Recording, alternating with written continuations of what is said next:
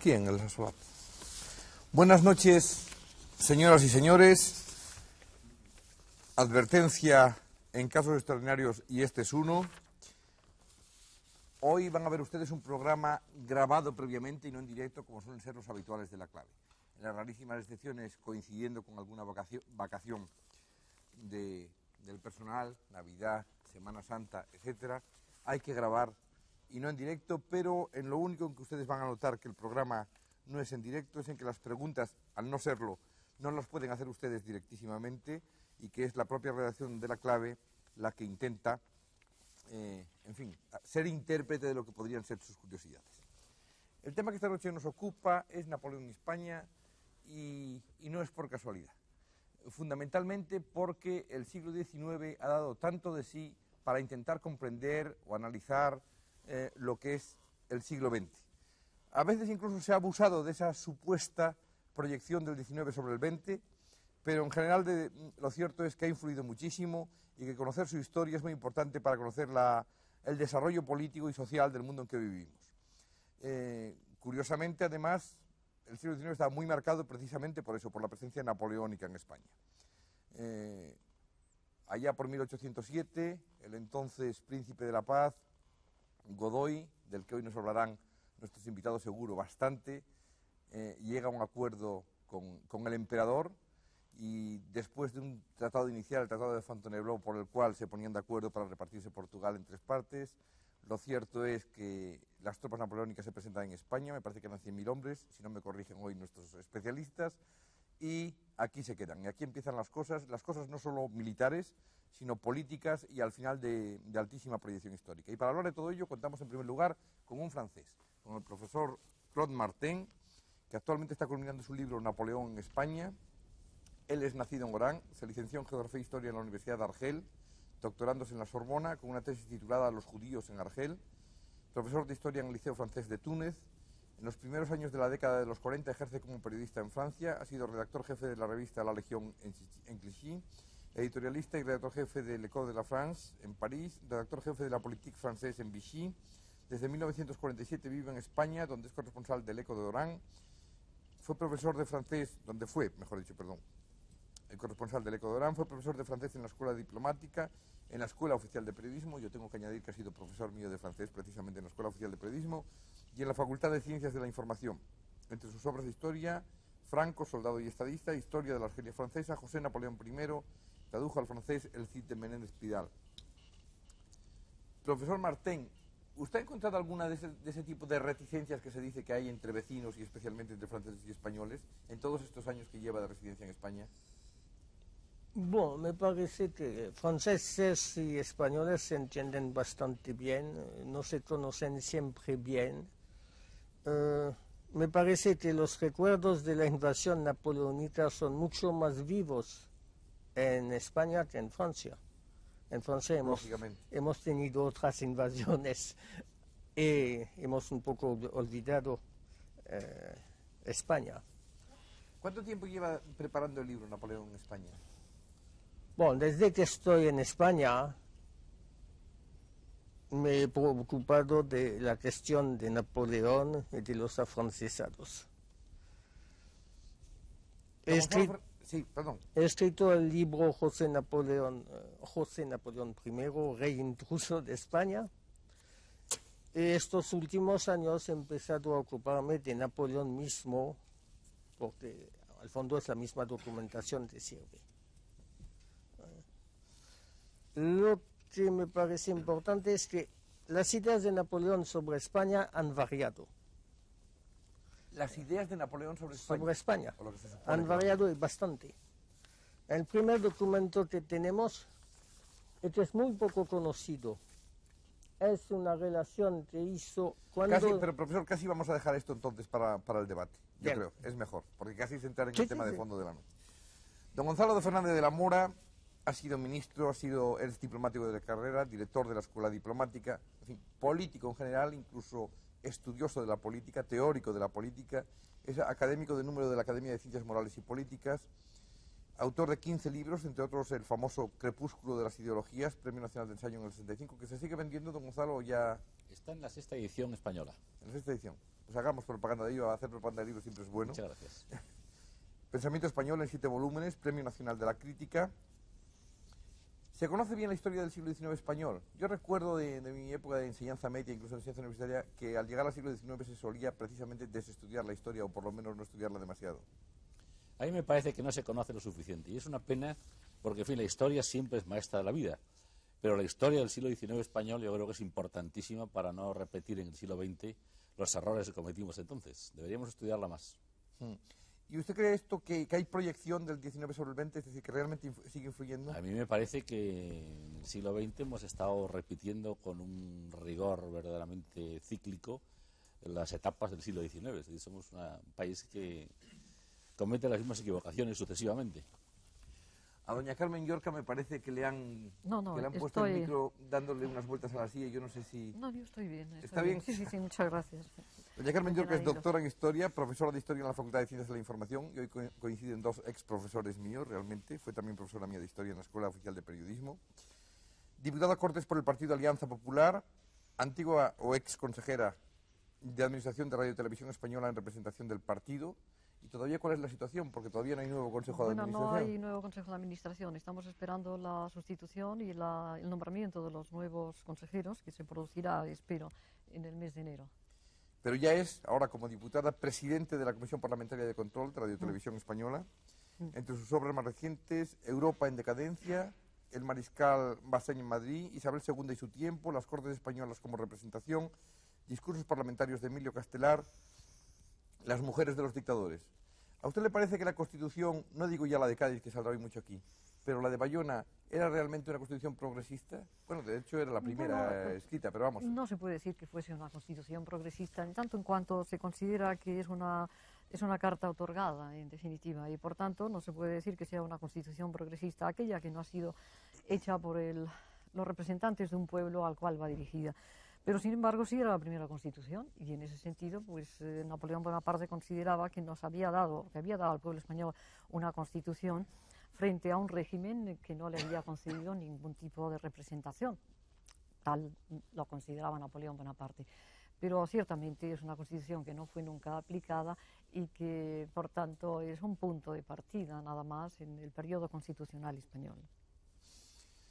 Rubén de Ventós es filósofo, licenciado en Derecho y doctor en Filosofía, discípulo que fue de Aranguren y de Valverde, o no sé si se considera discípulo eterno, los discípulos suelen considerar siempre que sus maestros son eternos. Esto imprime carácter. Catedrático de Estética en la Escuela de Arquitectura, por motivos políticos abandonó España poco antes de la muerte de Franco, ha dado cursos de Filosofía, Estética y Sociología en las universidades de Harvard, Berkeley, México y Nueva York, acaba de montar una cátedra de estudios catalanes en Nueva York y de estudios neoyorquinos en Barcelona. Ha escrito, entre otras cosas, Teoría de la sensibilidad, Letra de oro de las letras catalanas del 68, Moral y nueva cultura, La estética y sus herejías de la modernidad, Ensayo sobre el desorden. Rubén de Ventós, puesto que es catalán, yo le haría una pregunta relacionada con eso. Y es que en un momento dado, precisamente con motivo de la invasión napoleónica, y con todas las vicisitudes de que se hablará esta noche, pues en principio quedaban los territorios del norte del Ebro incorporados a Francia. ¿Eso puede haber influido de alguna manera también en la evolución de Cataluña en ese tiempo? Yo creo que Cataluña es una zona de marca y por tanto es una zona disputada y es una zona que tiene que encontrar su identidad a partir de eso o desde eso mismo. Quizá sea significativo, por otro lado, que Napoleón sea un corso. También es una persona periférica y a veces ocurre que las personas periféricas resultan ser los unificadores.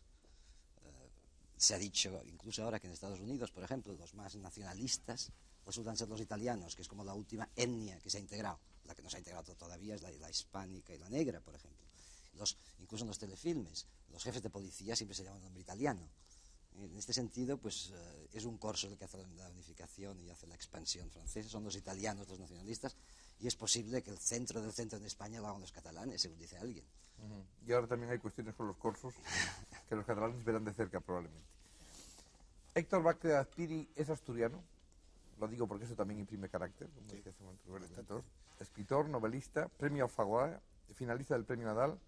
Estuvo secuestrado en Asturias en el verano del 51 y publicó una síntesis de sus vivencias de entonces como un capítulo final de su obra Historia de los bandoleros asturianos. Yo recuerdo de niño, Héctor, que había leyendas de la época de la invasión francesa en España. Sí, claro. Y poco a poco se han ido perdiendo, ¿no? ¿O sí? Sí, bueno, sabes que en Asturias no solo eso, sino hay leyendas, si quieres, anteriores. Por ejemplo, en la parte del banco, cuando alguien hace un trabajo que no sirve para nada, dicen que es trabajar para el inglés. Y es por los corsarios, ¿comprendes? Que te quemaban todas las cosechas y todo eso. Es decir, la memoria es así, continua, no digamos de los carlistas y cosas por el estilo. Sí. Y sin embargo, en Asturias Lo que pasa es que esos datos que me das fue para la otra es vez. para la otra vez, O sea, sí, lo que por tiene eso que no he ver con resaltado Napoleón. las otras cosas, es verdad. O sea, con Napoleón hay una novela mía que es Juego de Bobos, que es del inicio de la Guerra de la Independencia en Asturias, ¿no? Y Ya luego lo que lo iba a del cura decir, que Merino la influencia en Asturias, o sea, en el norte de la invasión napoleónica. Sí, bueno, es que es donde empezó realmente, ¿no? Y además, fíjate cómo ¿quién era? Don Joaquín de Llano Ponte, el Marqués de Santa Cruz, en la alocución esa termina, que es curioso esto, ¿no? Que es asturianos, alarma, ¿no? Y luego viene la alocución de los santanderinos y dice montañeses, alarma. Es decir, que no hay españoles, alarma, ¿no? Claro. O sea, cada uno, es decir, que había ya esa especie de autonomía o algo por el estilo, ¿no? Esa fue una de las características, efectivamente, de la independencia, de la guerra de la independencia. Don Alejandro Nito García, vallisoletano, licenciado y doctorado en Derecho en la Universidad de Valladolid, estudió en Madrid, París y Göttingen, catedrático de Derecho Administrativo de la Universidad de Alcalá de Henares, presidente del Consejo Superior de Investigaciones Científicas, ha sido decano de una facultad de Derecho y otra de Ciencias Económicas y vicerrector de 2 universidades. Como catedrático de Derecho Administrativo, en lo que sí influyó mucho Napoleón no solo en España sino en toda Europa, y se tiene pensado hacer un segundo programa de la clave sobre Napoleón y Europa, o sea, la influencia de Napoleón en Europa, es precisamente en la división administrativa y en la organización administrativa del Estado. Por ejemplo, las prefecturas, todo esto viene de allí, que de alguna manera tienen una relación directa con las provincias. ¿Influyó para bien o para mal? ¿Y en qué medida lo que proyectaba Napoleón sobre España se mantuvo? Yo creo que Napoleón no proyectó nada específico sobre España. Aquí lo heredamos de alguna manera. Y desde mi punto de vista, la llamada herencia napoleónica en España no deriva directamente de Napoleón, sino que es una influencia francesa. O sea, Napoleón deja su impronta en Francia y nosotros aceptamos lo que nos viene de Francia, que puede tener sus orígenes en Napoleón, o quizá todavía más antiguos, posiblemente después tengamos tiempo de hablar sobre esto. Pero, repito, no es una herencia tanto directamente napoleónica como herencia o mimetismo tomado de Francia. ¿Posterior, anterior o...?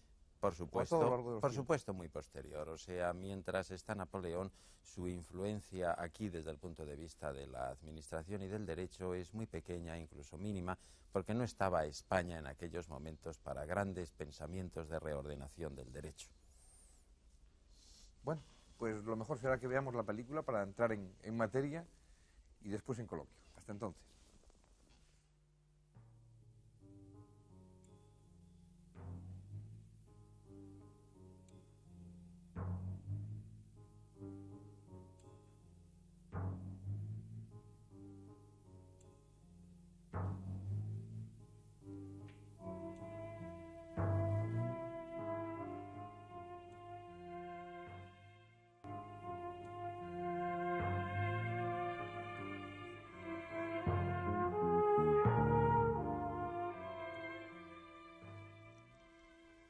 Bueno, podríamos empezar por donde ustedes quieran. Yo iba a preguntar así de entrada, independientemente de que aquí cada uno tiene la iniciativa, el poder de iniciativa para cambiar el curso del coloquio.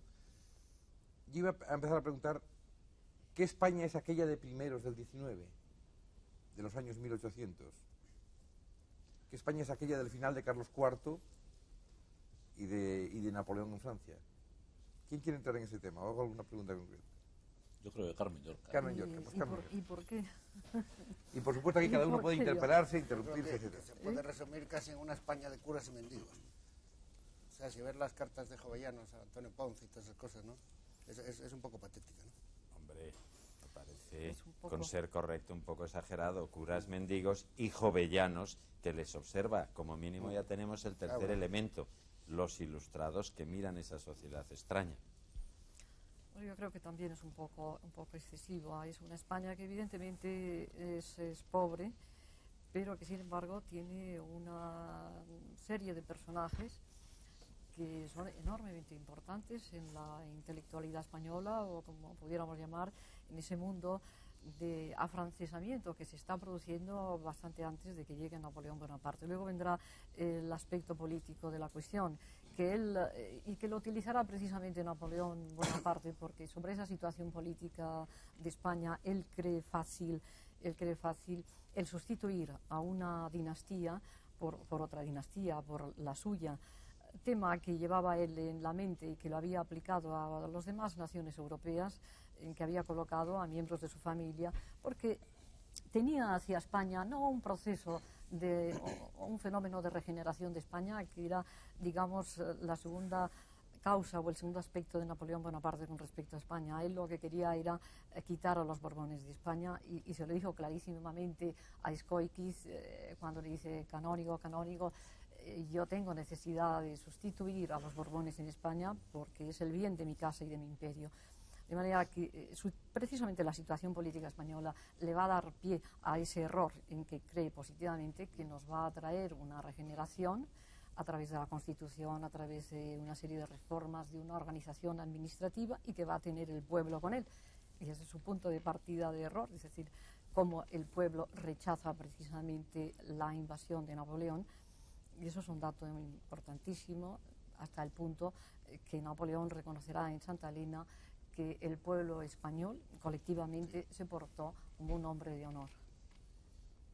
No, como telón de fondo, a mí me parece que, para situar un poco la pregunta que me parece esencial de la situación, el punto de partida, ciertamente, claro, estábamos en un momento de descomposición interior y de crisis gravísima, de final de decadencia. Ahora, no podemos olvidar que en 1800, y digamos casi hasta 1824, España era el primer imperio de la Tierra, y nosotros perdimos América en la batalla de Ayacucho. En 1815 estábamos todavía en los grandes debates internacionales del Congreso de Viena. Es decir, que éramos el primer imperio territorial del mundo en aquella hora. Quizás por inercia del pasado, pero en fin, es un dato que no podemos olvidar. No éramos una pequeña nación perdida, sino que teníamos una posición fundamental. Yo querría añadir respecto a eso de que estaba Jovellanos, cómo estaba Jovellanos entonces. Y después cómo estuvo, por ejemplo, Fausto Luyer, el descubridor del tungsteno, vamos, del Wolfram, y Antillón, el geógrafo. Es decir, esa parte intelectual, o sea, esos restos del despotismo ilustrado estaban en muy mala situación, ¿no? Vamos, Jovellanos, ¿cuándo salió de Berber? En 1805, me parece, ¿no? Por ahí, vamos. Aludía, de todas maneras, Gonzalo Fernández de la Mora al final de decadencia. La verdad es que fue muy decisivo que coincidieran esos dos personajes seguidos, Carlos IV y Godoy, o realmente era inevitable lo de Napoleón en España, dada la política imperial francesa. Es inevitable, suena a veces a estas filosofías de la historia que se dedican a decir que era necesario lo que fue contingente. O el preterible. Lo cierto es que nos pasa un poco lo que les pasa a los indios con los españoles, yo tengo la sensación, que es una sociedad que empieza, aparte o antes de ser invadida, a empezar a entenderse a sí misma y a tener que entenderse a sí misma conforme a un código que no es propio. Y los ilustrados, y nuestros Feijóo, y nuestros Jovellanos, en cierto modo, tienen que romper, o nuestros neoclásicos, o frente a la tradición barroca, tienen que romper con esta tradición barroca, y, por así decir, les llegan unas maneras de entenderse que no han generado, lo que plantea un problema de identidad tremendo. Los españoles, en fin, todos los países con complejo hablan siempre de su identidad. Dicen, como España no hay otra, México es el primero. Y claro está, yo creo que les ocurre a los países que se han encontrado con este fenómeno histórico, que han tenido que leerse a sí mismo en otro idioma. Y en este momento en España le ocurre clarísimamente. Y tenemos gente divertidísima, tenemos a Villarroel, individuos pintoresquísimos, pero de un modo u otro, desde Villarroel echándole bolas del mundo a sus alumnos, hasta Feijóo metiéndose con los calendarios, hasta Jovellanos y las sociedades de amigos del país. De todos modos, es una sociedad que muestra una gran capacidad de asimilación de este nuevo lenguaje, pero de todos modos tiene que aprenderse este lenguaje. Entonces esto creo que es un problema de identidad. Y se puede prescindir también de la catadura de Fernando VII. Exacto, ese es el punto que yo quería tocar, rectificando un poco lo que habías dicho. Lo de Godoy... El mismo 2 de mayo, Fernando VII. La María Luisa, cuando le venía después. Pero es que el mismo 2 de mayo, por pura casualidad, es cuando María Luisa le dice a Napoleón que lo lleva al patíbulo, ¿no?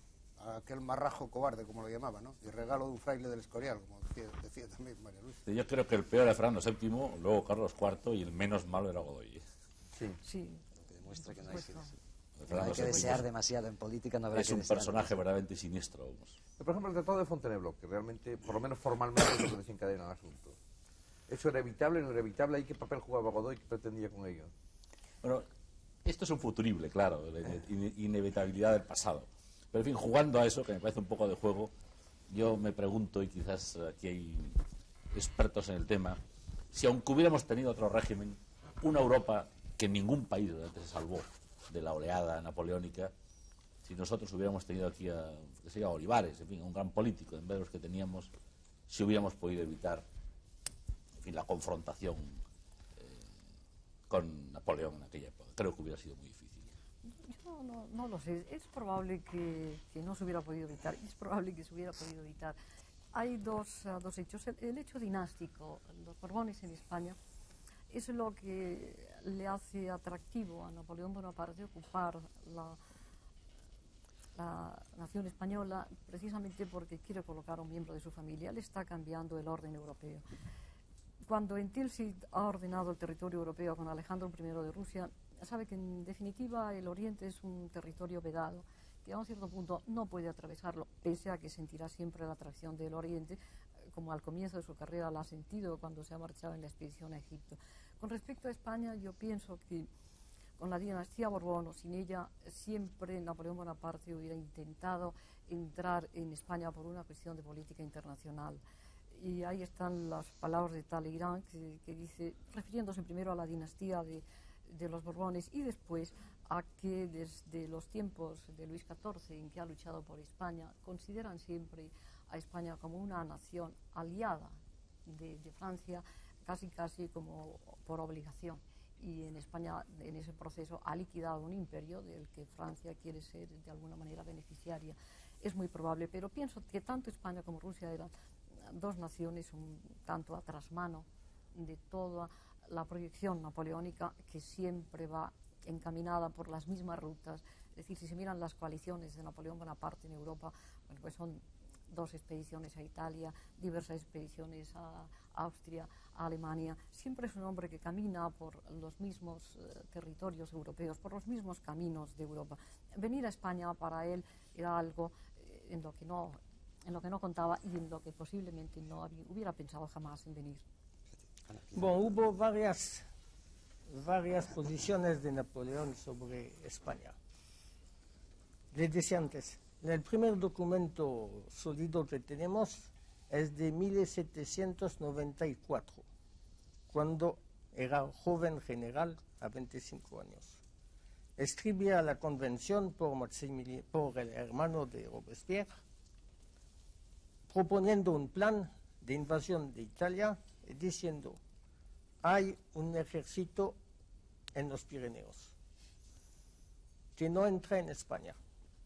España es un viejo pueblo, por el momento no tiene mucha combatividad, pero si vamos dentro no sabemos qué explosión puede producirse.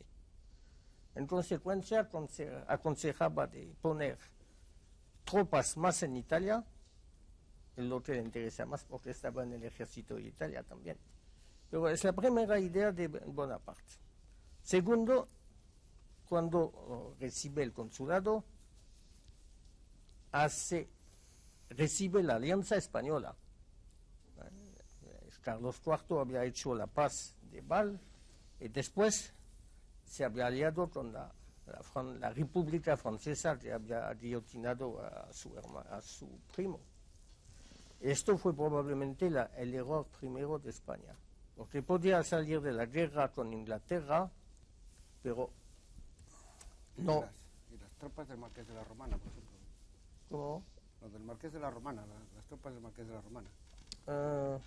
Bueno, fue Iturralde, ¿no?, que había hecho la paz de Val. Enfin, fue Godoy también.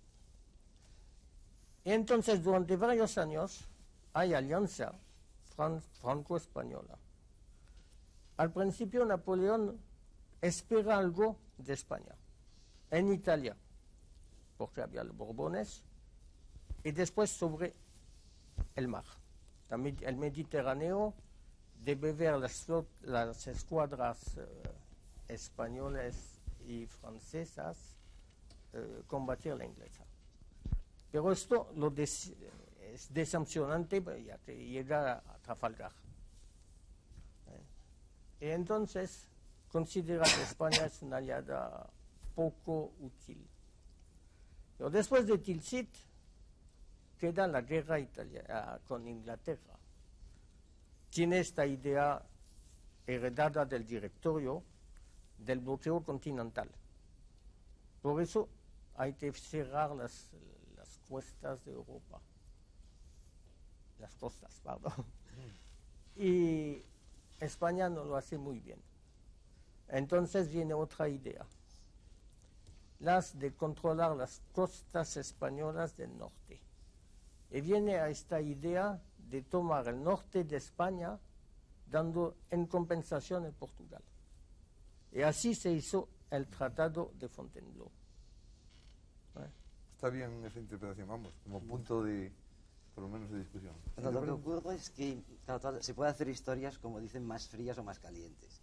Historias que sean ecología o historias que sean petit histoire. Napoleón se da mucho a la petit histoire con las Josefinas, y, en fin, tiene mucho petit histoire. Pero yo me pregunto, haciendo una historia de tamaño medio, por un lado se podría hablar de la inevitabilidad en el sentido en que, bueno, pues existe una revolución burguesa, un cierto protestantismo político, se acaban las corporaciones, la burguesía accede al poder, etc.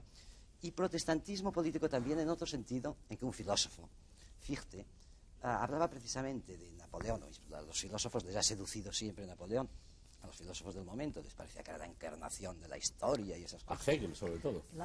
Porque lo aprendió de Fichte, que la gente no sabe que lo aprendió de Fichte. Goethe, otro gran entusiasta. Entonces, Fichte decía, curiosamente decía, es inevitable el expansionismo napoleónico y todo esto. ¿Por qué? Porque en definitiva, mientras mandó la Iglesia estaba interesada en la división de los estados, puesto que de la división de los estados, en parte, salía su fuerza espiritual que los unificaba. Era como, para su comercialización, era necesaria esta pluralidad de estados para unificarlos ella. Los estados modernos son un intento de esta unidad espiritual que representa la Iglesia. El protestantismo la quiere encarnar en cada uno de estos estados. Y estos estados, a partir de este momento, necesariamente quieren la guerra, porque quieren la universalidad, como diría Fichte. Y como quieren la guerra, quieren expandirse. Y solo piden la paz para reforzarse. Y llega a decir Fichte, esto es bueno, porque de algún modo, mientras el Estado quiere la guerra, consigue, por un lado, aumentar su comercio, porque necesita desarrollar su comercio para la guerra, como en términos keynesianos, tiene una función keynesiana. En lugar de ser las obras públicas, son las guerras públicas que sirven para el desarrollo. Por un lado, pues es necesario desde el punto de vista del comercio y la industria que desarrolla. Y por otro, es bueno para la libertad, puesto que el Estado moderno, los nuevos ejércitos, necesitan hombres libres. Entonces, este Estado nuevo, que trata de superar el catolicismo y interiorizar el espíritu, además favorece el comercio, favorece la industria, favorece la libertad. En algún modo, en aquel momento, está visto que este fenómeno de expansión napoleónica es un fenómeno moderno, es un fenómeno leído idealistamente por los filósofos y luego retraducido por Marx a términos mucho más pedestres y mucho más sensatos. No estamos Toda haciendo... una exposición, así es. Todo esto está muy bien, pero no estamos haciendo un poco de historia ficción o de filosofía de la historia, que está muy bien, pero que son interpretaciones absolutamente gratuitas y a posteriori sobre la inevitabilidad o necesariedad de la invasión napoleónica. Pues Napoleón entró aquí y punto. Este es el fenómeno ante el que nos encontramos. Pero uno se pregunta también por qué entró. Yo personalmente prefiero la anécdota, ¿no? Que más te revela más, ¿no? Hay cosas curiosas. Como Yo le por haría una ejemplo, propuesta a nuestro moderador. Vamos a ver. Y un poco en la línea de lo que ha dicho el profesor Nieto, que a mí me parece muy acertado. Atenernos al curso de la historia. Un poco eso, pero yo diría de una manera más viva, porque pienso en nuestros espectadores. No sé, quizás le parezca un poco de elucubración futurista lo que hasta ahora estábamos haciendo. ¿Qué fue bueno y qué fue malo para España de la invasión napoleónica? Es decir, ¿qué queda? ¿En qué medida fue negativo, turbador de la vida nacional o promotor, excitante? Bueno, yo creo que este es el yo tema que, verdaderamente si hay tiempo vivo. y ustedes no entran demasiado en la minucia, a mí me da la yo sensación... pensaba en ir las tres cosas. En qué circunstancias se produce, lo uno. Una vez que se produce, ¿qué es lo que pasa aquí? Y luego, ¿cuáles son las secuelas? Yo creo que son los tres grandes temas que se pueden tratar esta noche. Yo creo que el último lo deberíamos quizás anteponer un poco por si luego nos quedamos sin tiempo. Pues vamos. Porque ahí me parece que este es... y además yo creo que es lo más polémico. Y quizás lo más vivo. Y la tuya, porque veo que te tienta.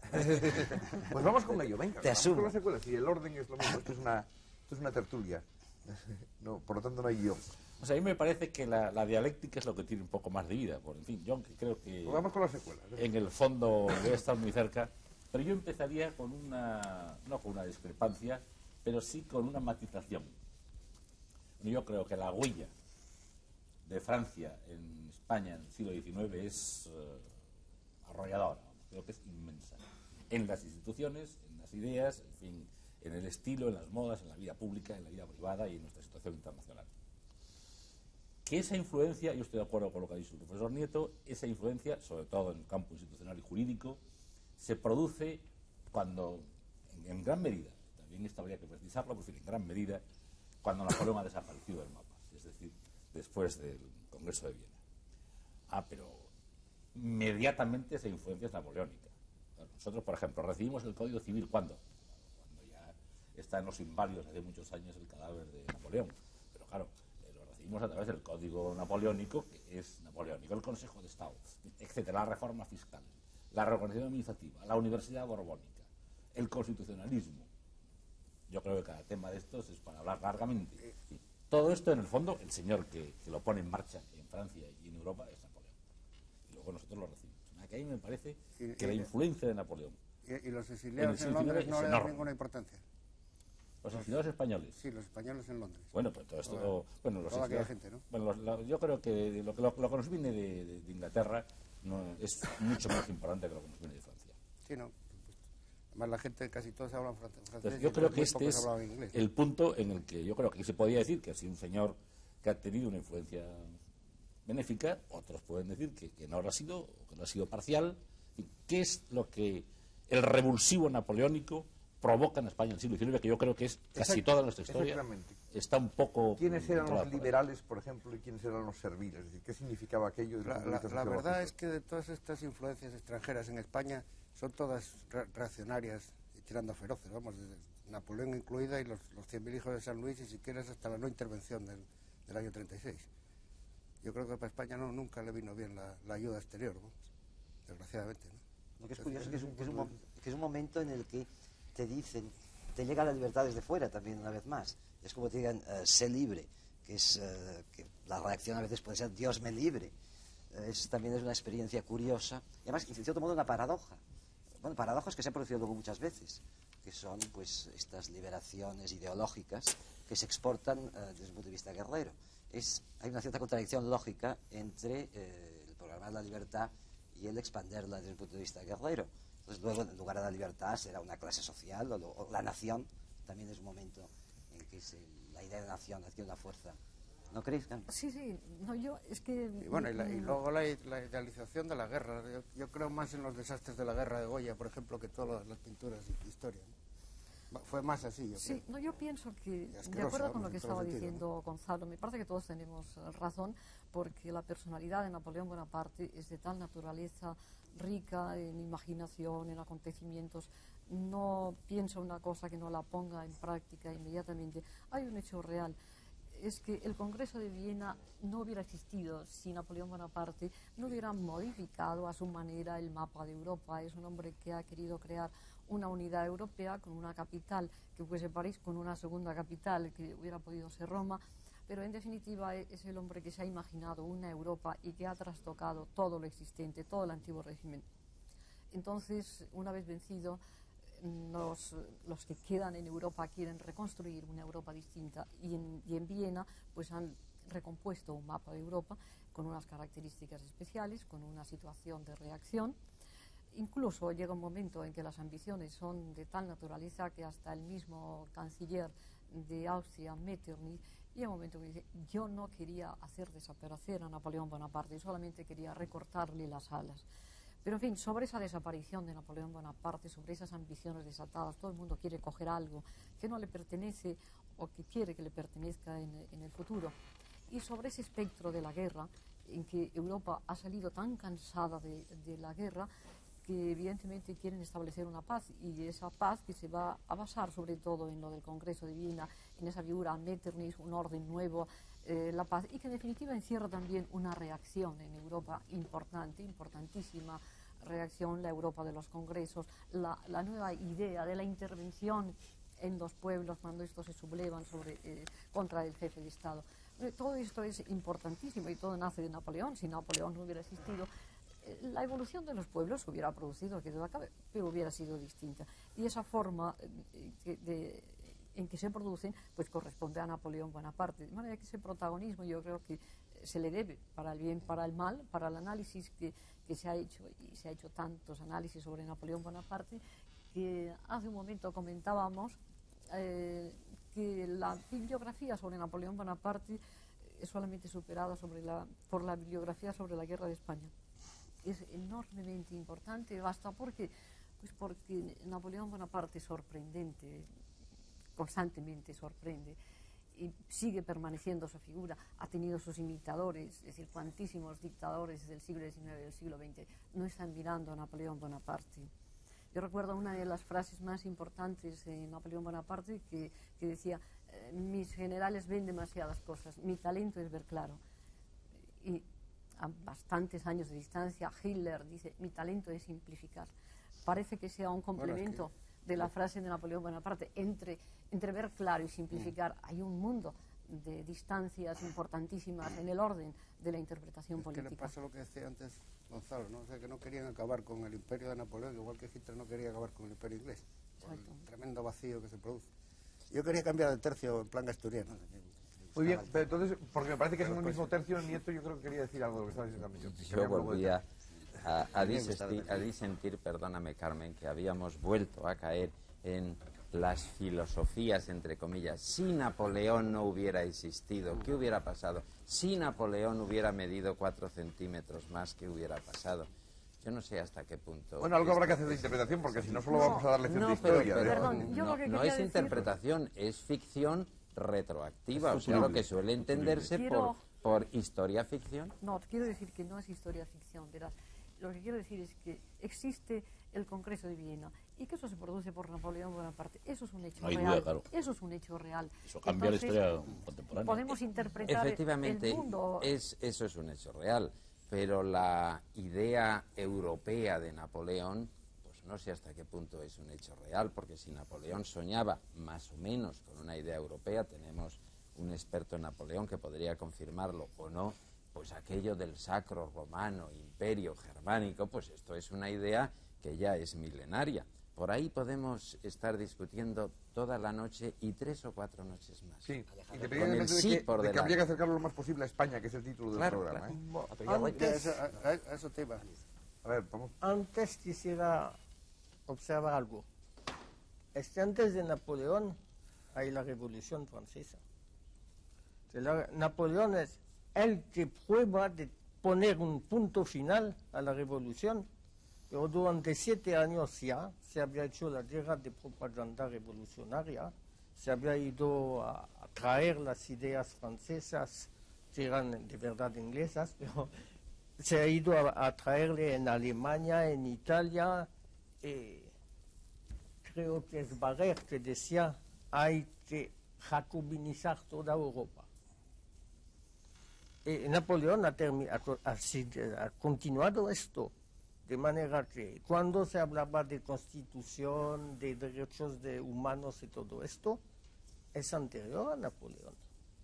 Y no sé si Napoleón fue el misionario con botas y casco de la Revolución Francesa, como lo representaban los monárquicos, o si fue un general que se divirtió a jugar a César y a poner un punto final, pero en el mismo tiempo empezando una serie de aventuras que no se terminaban. Si Napoleón hubiera ganado la guerra de Rusia, no se sabe dónde hubiera ido.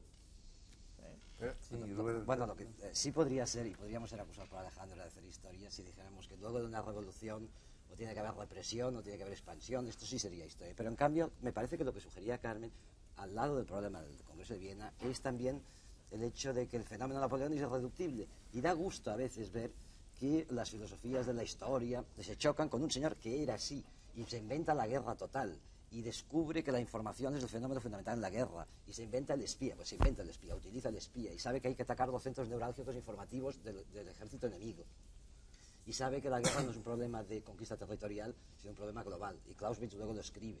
Quiere decir que esto me parece que no es nada especulativo y es a lo que aludía Carmen.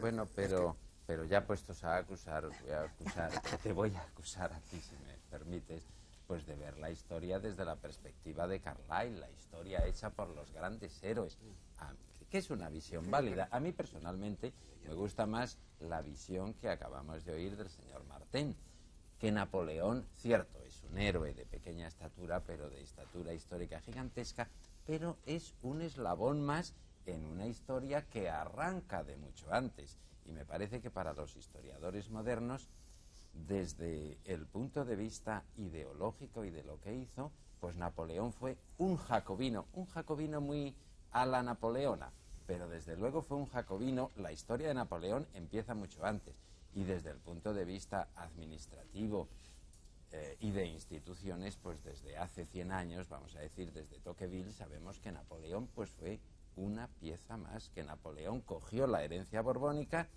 y vista por dentro, no lo puso todo patas arriba, sino que se lo dieron ya casi hecho. Y me excusas que te diga que un poco de especulativo eres tú. Todos lo somos, si no, no estaríamos aquí. Si no, no estaríamos aquí. ¿Me dejas cambiar de tercio? Si no sería una relación de hecho. Claro. Yo querría cambiar de tercio para poner el punto de vista del guerrillero. Es que estamos generalizando, pero ponte en españolito de entonces. Exactamente, yo quisiera que lo trajeran ustedes de España, para saber sobre Europa. Es otra cosa, no entiende. Efectivamente, por ejemplo, además, lo que plantea y lo que quería es importante, puesto que aquí empieza la guerra de guerrillas, si no me equivoco. Y lo que quería decirte antes era que la gente habla del alcalde de Móstoles y se olvida del Juan Pérez de Villamil, que es el que el Torrejón, vamos, el alcalde de Móstoles se limitó a secundarlo. Y además creo que había una placa antes, no sé si existirá todavía, en el ayuntamiento de Móstoles, diciendo esto. Es decir, que cuando se sublevaron Asturias mandaron emisarios a todos los lados. Y vino a sublevar Madrid, y no lo consiguió sublevar Móstoles. Pero que vamos, que no es el que empezó, y la proclama era de Villamil. Vamos por ahí, ¿cómo empieza la...? Yo creo que la historia de España del siglo XIX y del XX no se puede explicar sin Napoleón. A mí me parece que la huella de Napoleón es gigantesca. Carmen Llorca plantea un tema que a mí me interesa mucho, no sé si ustedes lo consideran interesante o no. Y además que me parece que es relativamente inédito. Napoleón como institución, como sistema de gobierno y como modelo y ejemplo en el que se miran muchas figuras de la política mundial, sobre todo europea, del siglo XIX. Yo creo que la influencia del bonapartismo, o sea, del cesarismo, un sistema de gobierno que en cierto modo inventa y patrocina Napoleón sobre España, es extraordinaria. Me explico muy brevemente. Creo que el tema es polémico y quizás pueda ser divertido. Se dice que nosotros hemos inventado los pronunciamientos. Y la palabra pronunciamiento en castellano, intraducible, figura en todos los tratados de historia contemporánea. Y yo creo que esto no es verdad, porque el primer pronunciamiento de la historia contemporánea es el 18 Brumario. Un pronunciamiento con todas las de la ley. Encarcela a 2 del directorio, soborna al tercero, pacta con los otros 2 restantes, y luego es el Pavía, que entra con los granaderos y, en fin, liquida a los señores que estaban reunidos en la asamblea, los pone en la calle. Claro, aparte de que había participado antes en el golpe de Estado del 18 Fructidor y había sido el hombre de la guerra civil que, en fin, liquidó a varios millares de parisienses con su artillería en Vendimiario. En fin, este hecho, el primer pronunciamiento de la historia contemporánea, que es el del 18 Brumario, que es 1799, se produce 13 años antes que el primer pronunciamiento español, el de Porlier, 15 años antes que el siguiente, que es el de Lacy, 21 años antes que el de Riego, y de todos los sucesivos, en fin, hasta llegar a los del siglo XX. Es decir, el pronunciamiento lo inventa este hombre, y yo creo que la historia de España es inexplicable sin los pronunciamientos. El de él es un pronunciamiento progresista, como lo fueron casi todos los nuestros a lo largo del siglo XIX. A mí me parece que solo este impacto institucional y político de Napoleón, desvirtuado por los historiadores franceses que nos quieren hacer a nosotros inventores de esta técnica, el siglo XIX políticamente es inexplicable sin el 18 Brumario, que inaugura la técnica de los señores que entran y que hacen de Pavía. Nuestro Pavía pues aprendió de Napoleón con 70 años de retraso. A mí me parece que este es un hecho que la bibliografía francesa no ha recogido jamás. No nos explican demasiado cómo se produjo aquel acontecimiento de la subida de Napoleón al poder, y fue un acto de violencia absoluta y total. Cuando la Cámara gritó, como todo el mundo sabe, en fin, con clima casi jacobino, ¡oh, la loi!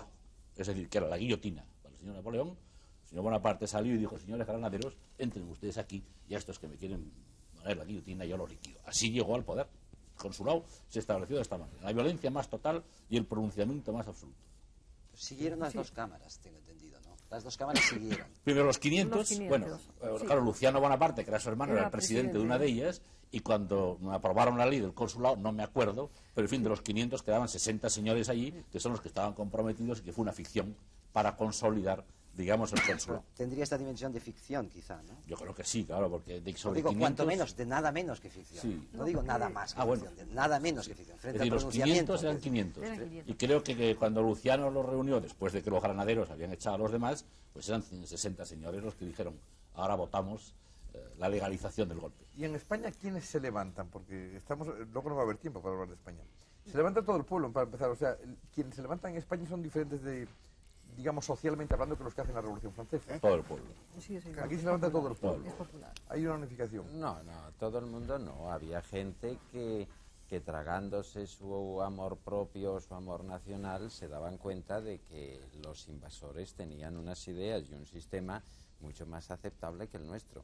Lo que pasa es que frente a esta racionalización del fenómeno estaba el apasionamiento, el amor propio, y se levantaron. Y era curioso, esto ha sido denunciado 100 veces, que los que estaban luchando contra Napoleón estaban de acuerdo con las ideas francesas.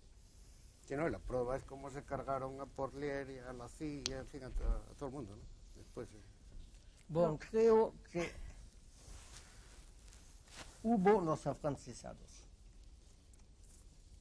Emigraron 12.500 familias españolas al final de la aventura de José Bonaparte. Pero hubo momentos, según la guerra de España, en que una parte de la opinión se resignaba y otra combatía. Y los que combatían, creo que combatían porque había los extranjeros, era una especie de reflejo Visceral. natural, visceral, sí. Y los afrancesados, habían unos que querían dinero, que querían plazas. Aquí en los archivos nacionales hay un expediente, un dossier, que es bastante divertido. Hay uno donde te escribe al otro, es en 1810, al momento en que se acaba de conquistar a Andalucía. Dice: ahora es el momento de tener cosas, escribe, viene con nosotros. Pero había otros como Asanza, como Faril, que lo hacían porque pensaban que no había nada que hacer con Napoleón. Napoleón era el más fuerte, decía respecto al territorio español, entonces mejor aceptar y hacer las reformas que parecían necesarias, porque Napoleón ya va diciendo: yo quiero regenerar España. Algunos aceptaban. Incluso después de Bailén hubo una reunión de los ministros de José a Buitrago, en que propusieron de hacer una neutralidad española entre Inglaterra y Francia, y España libre. Naturalmente no tenía ninguna posibilidad de realizarse con Napoleón. Pero había de todo en los franceses. Y según los momentos, por ejemplo, en 1810, hay un momento, después de Wagram y la conquista de Andalucía, hay un momento en que la moral española baja bastante. Y cuando José vuelve de Andalucía, hace una recepción en el Palacio Real, y ahí vienen la madre y la hermana de Castaños. Le reciben, José, que era muy amable, les dice: entiendo lo que hace su hermano, pero espero que nos arreglaremos, etc. De manera que creo que sea un poco escrito la epopeya popular española, es menos general que se dice la resistencia a Napoleón. Esta resistencia, aparte algunos como Jovellanos puso algunas semanas a decidirse, pero aparte algunos fue algo muy popular, muy visceral si quiere.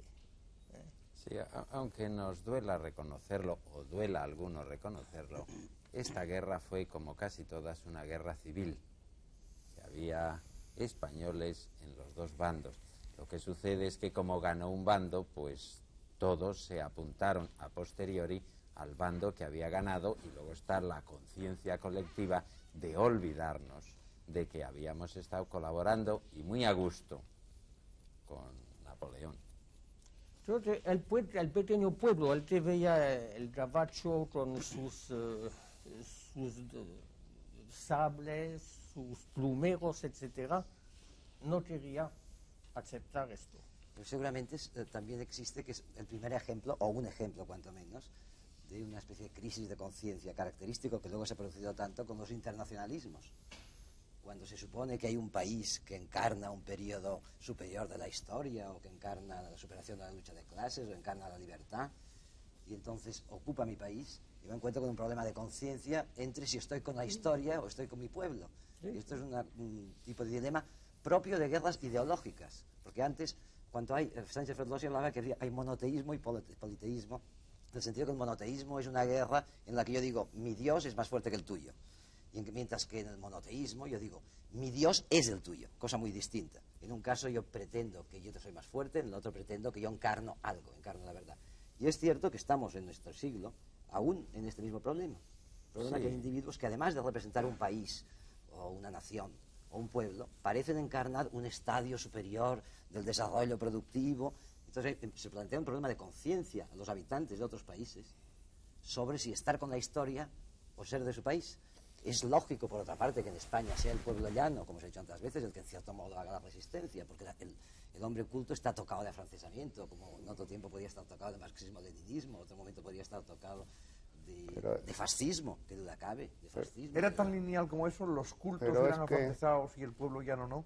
No, los jovellanos era cultísimo y no se puede decir que fueron afrancesados. Y el mismo Florida Blanca también, que todavía vivía, ¿no? Ahora, yo creo que es sí, además, la inteligencia tendencialmente tendencialmente afrancesada. Meléndez, no Moratín, San Romanillos, en fin, casi todo. Ahora jovellanos no. Claro, pero es que los llamados cultos o los ilustrados trabajaban con la cabeza y comparaban el sistema francés napoleónico y el sistema borbónico español, y realmente, sin pretender aquí jugar el papel de afrancesado, la comparación era demasiado tremenda en beneficio del sistema borbónico. Lo que sucede es que frente a esta racionalización están las vísceras, y decir gabacho, como acabamos de oír hace un momento, y si me pongo del lado de los que lo hacen mejor, no me tacharán de antipatriota, de antiespañol, porque se había producido la consabida mistificación. Patria igual a España, igual a Fernando VII o al rey que tocara, igual a oscurantismo. Antiguo régimen, y el que se atrevía a decir otra cosa, aunque tuviera razón con la cabeza, podía ser tachado de antipatriota, y eso era muy grave. Pero si es que lo ves hoy, ¿no? Supongamos Estados Unidos es el país de la libertad y todas estas cosas. Ahora pregúntaselo cuando te invaden otro país, a ver si lo es. Exactamente, este es el tema. Es que es para ellos. Es el nacionalismo que despierta. Es que Napoleón, por muy, vamos a llamarlo liberal, es de ser un pueblo sometido muy... sería liberal allí. Era progresista, no cabe duda que era un progresista. Pero no aquí. Relativo, pero lo era. Aquí es un general que entra con tropas y empieza a cargarse. Relativo, pero era progresista. Y yo voy a volver sobre el tema que habías propuesto sobre la importancia de Napoleón Bonaparte en el siglo XIX, los pronunciamientos. No deja de ser curioso, y yo no quisiera que el profesor Nieto me tachase otra vez. Dios mío, que no soy aquí un inquisidor. Lo he hecho y he intentado. Y todavía no ha salido lo de la Inquisición, pero no soy inquisidor. Idealista, y que además de cosas que no han sucedido que hubieran podido suceder. Pero ya es curioso que Napoleón Bonaparte, que es un progresista, que tiene a sus espaldas la Revolución Francesa, que él ordena, porque él se considera heredero de la Revolución también, un tema bastantes interpretaciones respecto a esto. Fue jacobino, al principio. No todo el mundo Sí, claro, estuvo con el hermano de Robespierre, con Agustín. Pero si en ese momento que Napoleón Bonaparte está ordenando Europa y está creando un nuevo régimen que en definitiva es un imperio, es un cesarismo, y sin embargo en Norteamérica en ese momento, que no ha pasado por ninguna revolución, ni ha pasado por una guerra de independencia, ha creado una democracia. Han establecido los límites del poder ejecutivo. Y entonces Washington no ha querido gobernar más allá de 8 años, aun teniendo un poder ejecutivo fuerte, y ha dicho no a la tentación dictatorial. Y sin embargo, este hombre, que es el heredero de una revolución modernísima, con una idea de la libertad que él asume, con un deseo de hacer la Unión Europea, etcétera, etcétera, resulta que es un hombre que crea un imperio, que lo quiere establecer a golpe militar en Europa, que llega al poder, muy bien recordaba Gonzalo Fernández de la Mora, por un golpe de Estado, y que eso es, y marca muchísimo a toda la Europa del siglo XIX, y diría más a la Europa del siglo XX.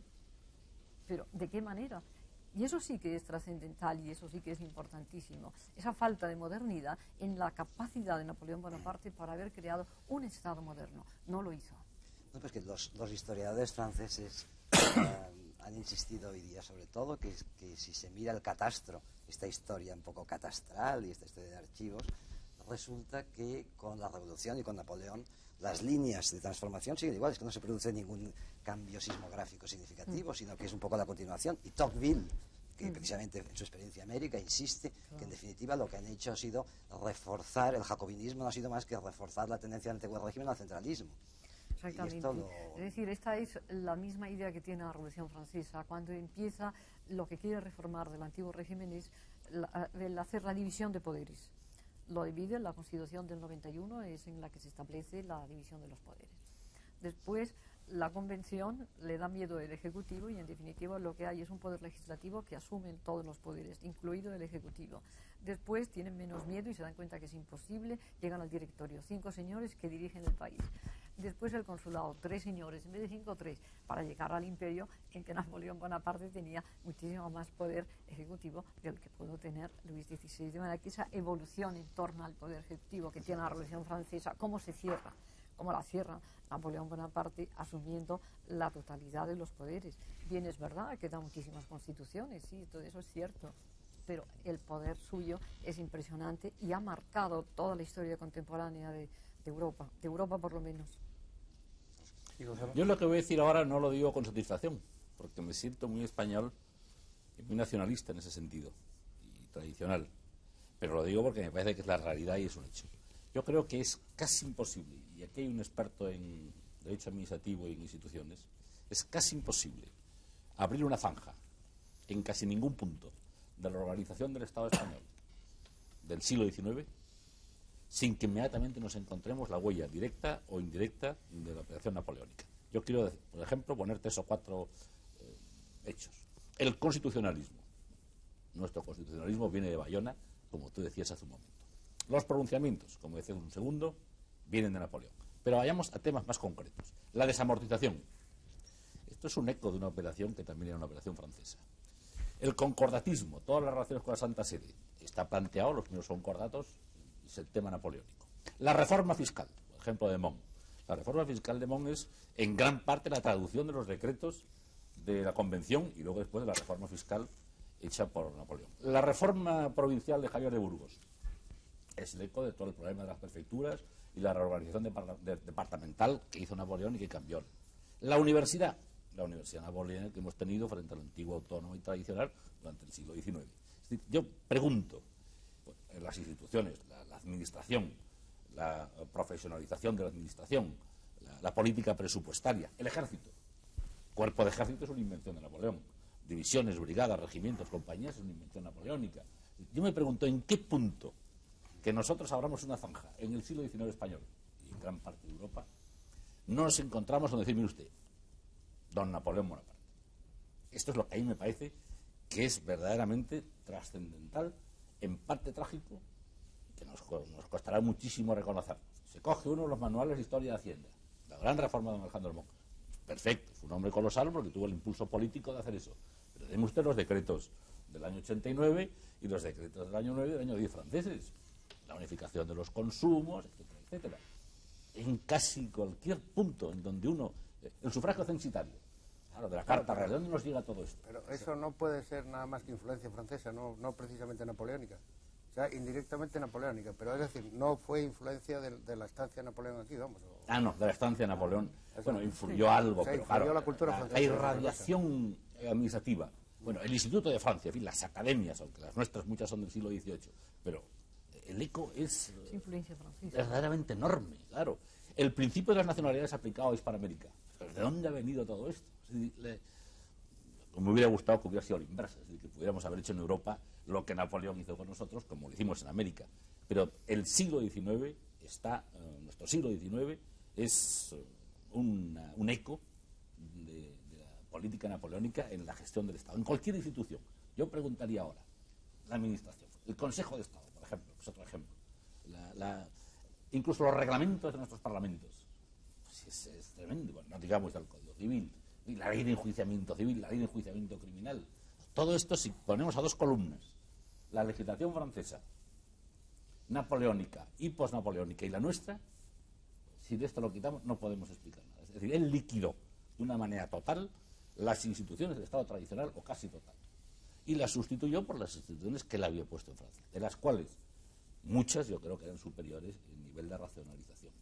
Ahora, también creo que fue un trauma inmenso en la historia de España, ese barrido enorme que verdaderamente pues se produjo en ese periodo. Pero yo creo que la grandeza de Napoleón, claro, los franceses la miden por el puente de Arcola y todas estas cosas, pero esa penetración profunda en las instituciones, esa es la que a mí me parece que, por no hablar de la literatura, en fin, de la filosofía, etcétera, porque también fue enorme, el influjo de este hombre, que por cierto era un gran admirador de los sainetes de don Ramón de la Cruz, era uno de sus libros de lectura favorita en castellano. Nieto, que intervenía hace tiempo, me parece. No, puesto que se me ha aludido, aunque cualquiera podría aquí responder con la misma fuerza que yo.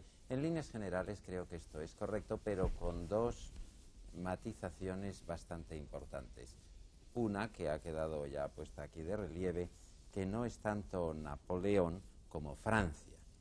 Y otra, que cada vez estamos más convencidos de los antecedentes de la obra napoleónica. Es decir, que no hay que partir de Napoleón y luego de lo que la obra napoleónica fue modificada en Francia y de allí 30 o 50 años después llegó a España, sino que Napoleón es a su vez heredero y continuador, también se ha hablado aquí de ello, de algo anterior. Yo lo que creo es que Napoleón, esta es su grandeza, fue el gran vendedor de las ideas revolucionarias más o menos deterioradas. O sea, sin Napoleón no hubiéramos comprado tan gustosamente las ideas francesas, porque realmente este lo vendió muy bien, con cañones o sin cañones. La gente estaba pensando en Napoleón o hablaba de Napoleón cuando realmente estaba mirando a Francia. Esa fue una interpretación más o menos heterodoxa que haga la gran obra de Napoleón, vender la Revolución Francesa deteriorada. Todavía no han citado ustedes Moderada. casi... Todavía no han citado ustedes casi un poco de pasada Racionalizada. a su hermano José. ¿Realmente tuvo algún papel real importante su hermano como rey de España? Hay una cosa bonita, que es cómo se quejó de las matanzas del 2 de mayo, que casi no se habló de eso, ¿no? Y bueno, y luego, claro, la imagen distorsionada, ¿no? ¿Qué dicen ustedes de las dos cosas? Por Aquí un lado, tenemos a su biógrafo. Decimos, ¿Era un mediocre o no era un mediocre? ¿quién era José? ¿Era realmente mejor de lo que el pueblo creía? ¿Tenía alguna posibilidad de ejercer una influencia real o realmente no era más que un simple emisario aquí que dependía directamente de los mariscales del imperio? ¿Bebía vino? ¿Bebía vino o no bebía vino? Efectivamente, era Pepe Botellón, ¿no? No era borracho. Quizás tenía más tentaciones hacia las bonitas españolas y tuvo favoritas. Pero creo que era un hombre mediano, bastante inteligente, con buena voluntad, que quizás hubiera reinado de una manera razonable en un país tranquilo. La dificultad es que llegó aquí en un país en completa insurrección. Él no venía contento, porque en Nápoles, donde se le había puesto, estaba bien. Tenía una duquesa como amante, que le dio un hijo que murió después. Su mujer estaba en París y recibía las aclamaciones de los napolitanos. Era bastante satisfecho. No olvidar que hablaba italiano, que era corso, de origen italiano. ¿Qué hizo en España? ¿Cuál fue su saldo positivo? Bueno, vino aquí. Un momento. Vamos a hacer un alto en la programación que es necesario y continuamos con esto precisamente, con este tema. Encuentro un país en completa insurrección. Un momento, profesor, un segundo. Es una cuestión de programación nada más.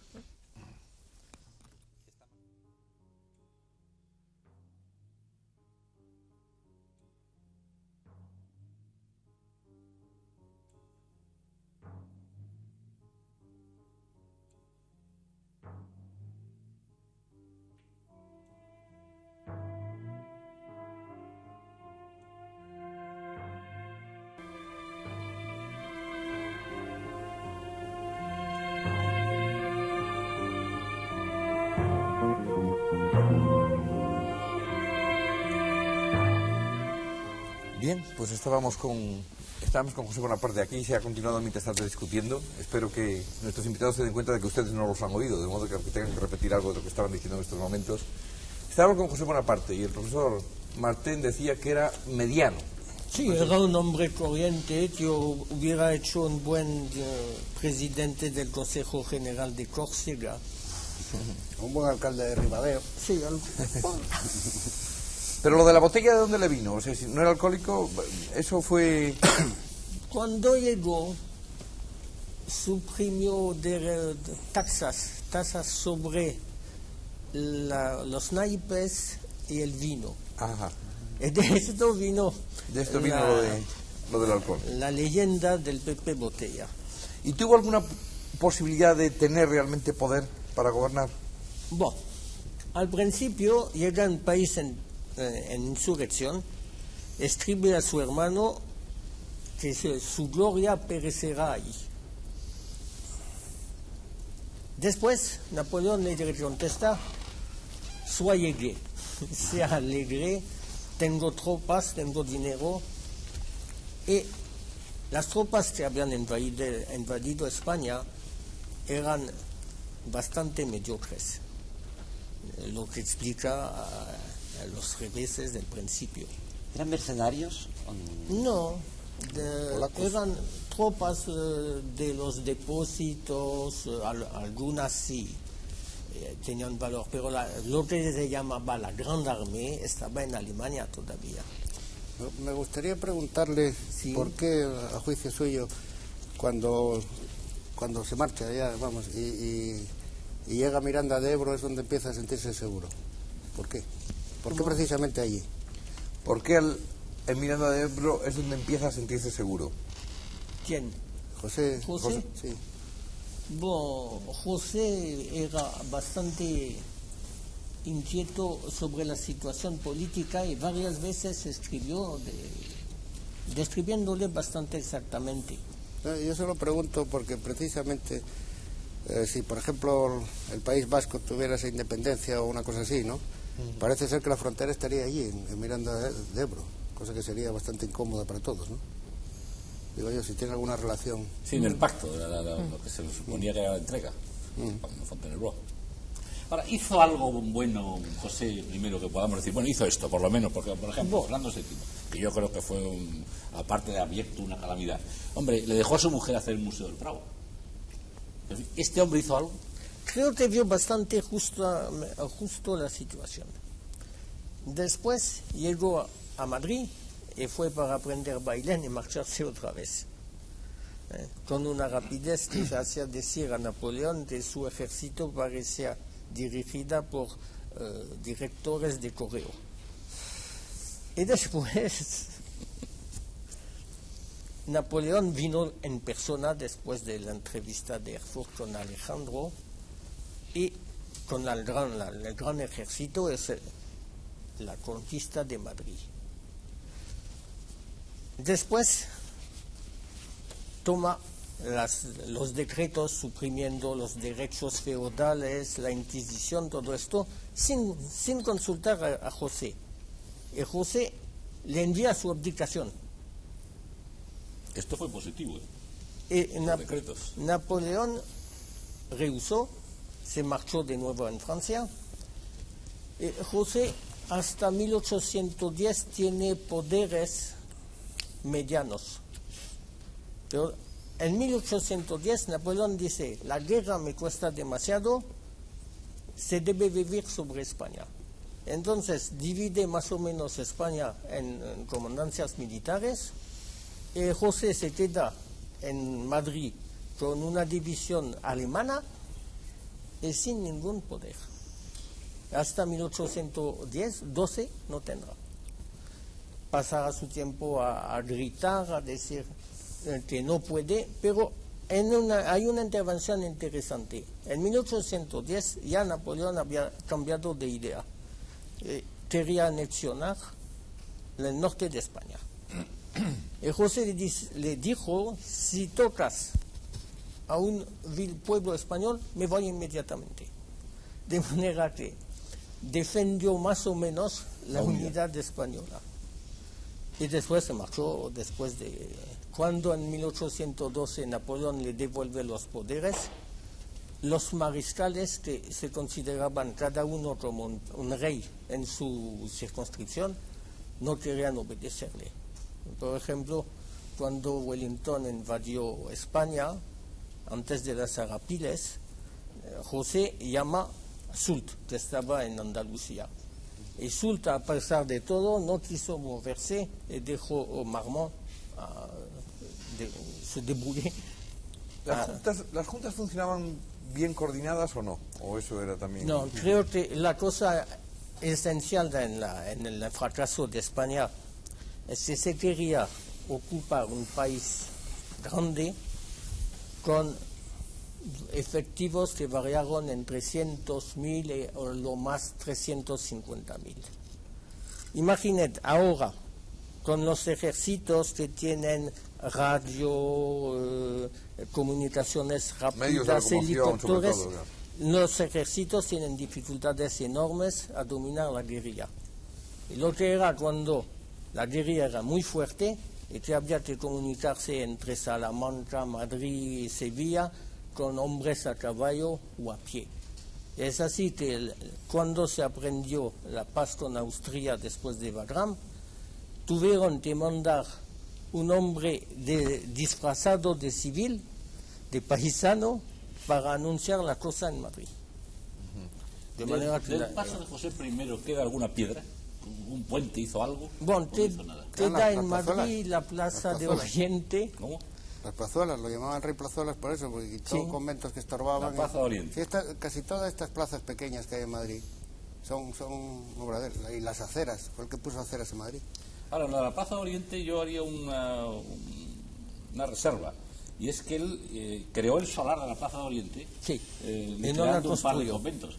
Pero la Plaza de Oriente, que también da una idea de lo que era aquella época, pues si la demolió José, pues no sé qué año, me parece que el que empezó a construir fue Mendizábal en el año 30 y tantos. Es decir, que estuvo 25 años convertido en un solar. Y en cuanto al número de soldados, había que ver también lo que tenía enfrente, porque vamos, que yo recuerdo en Madrid había unos soldados que llamaban culones, que eran casi todos tullidos y viejos.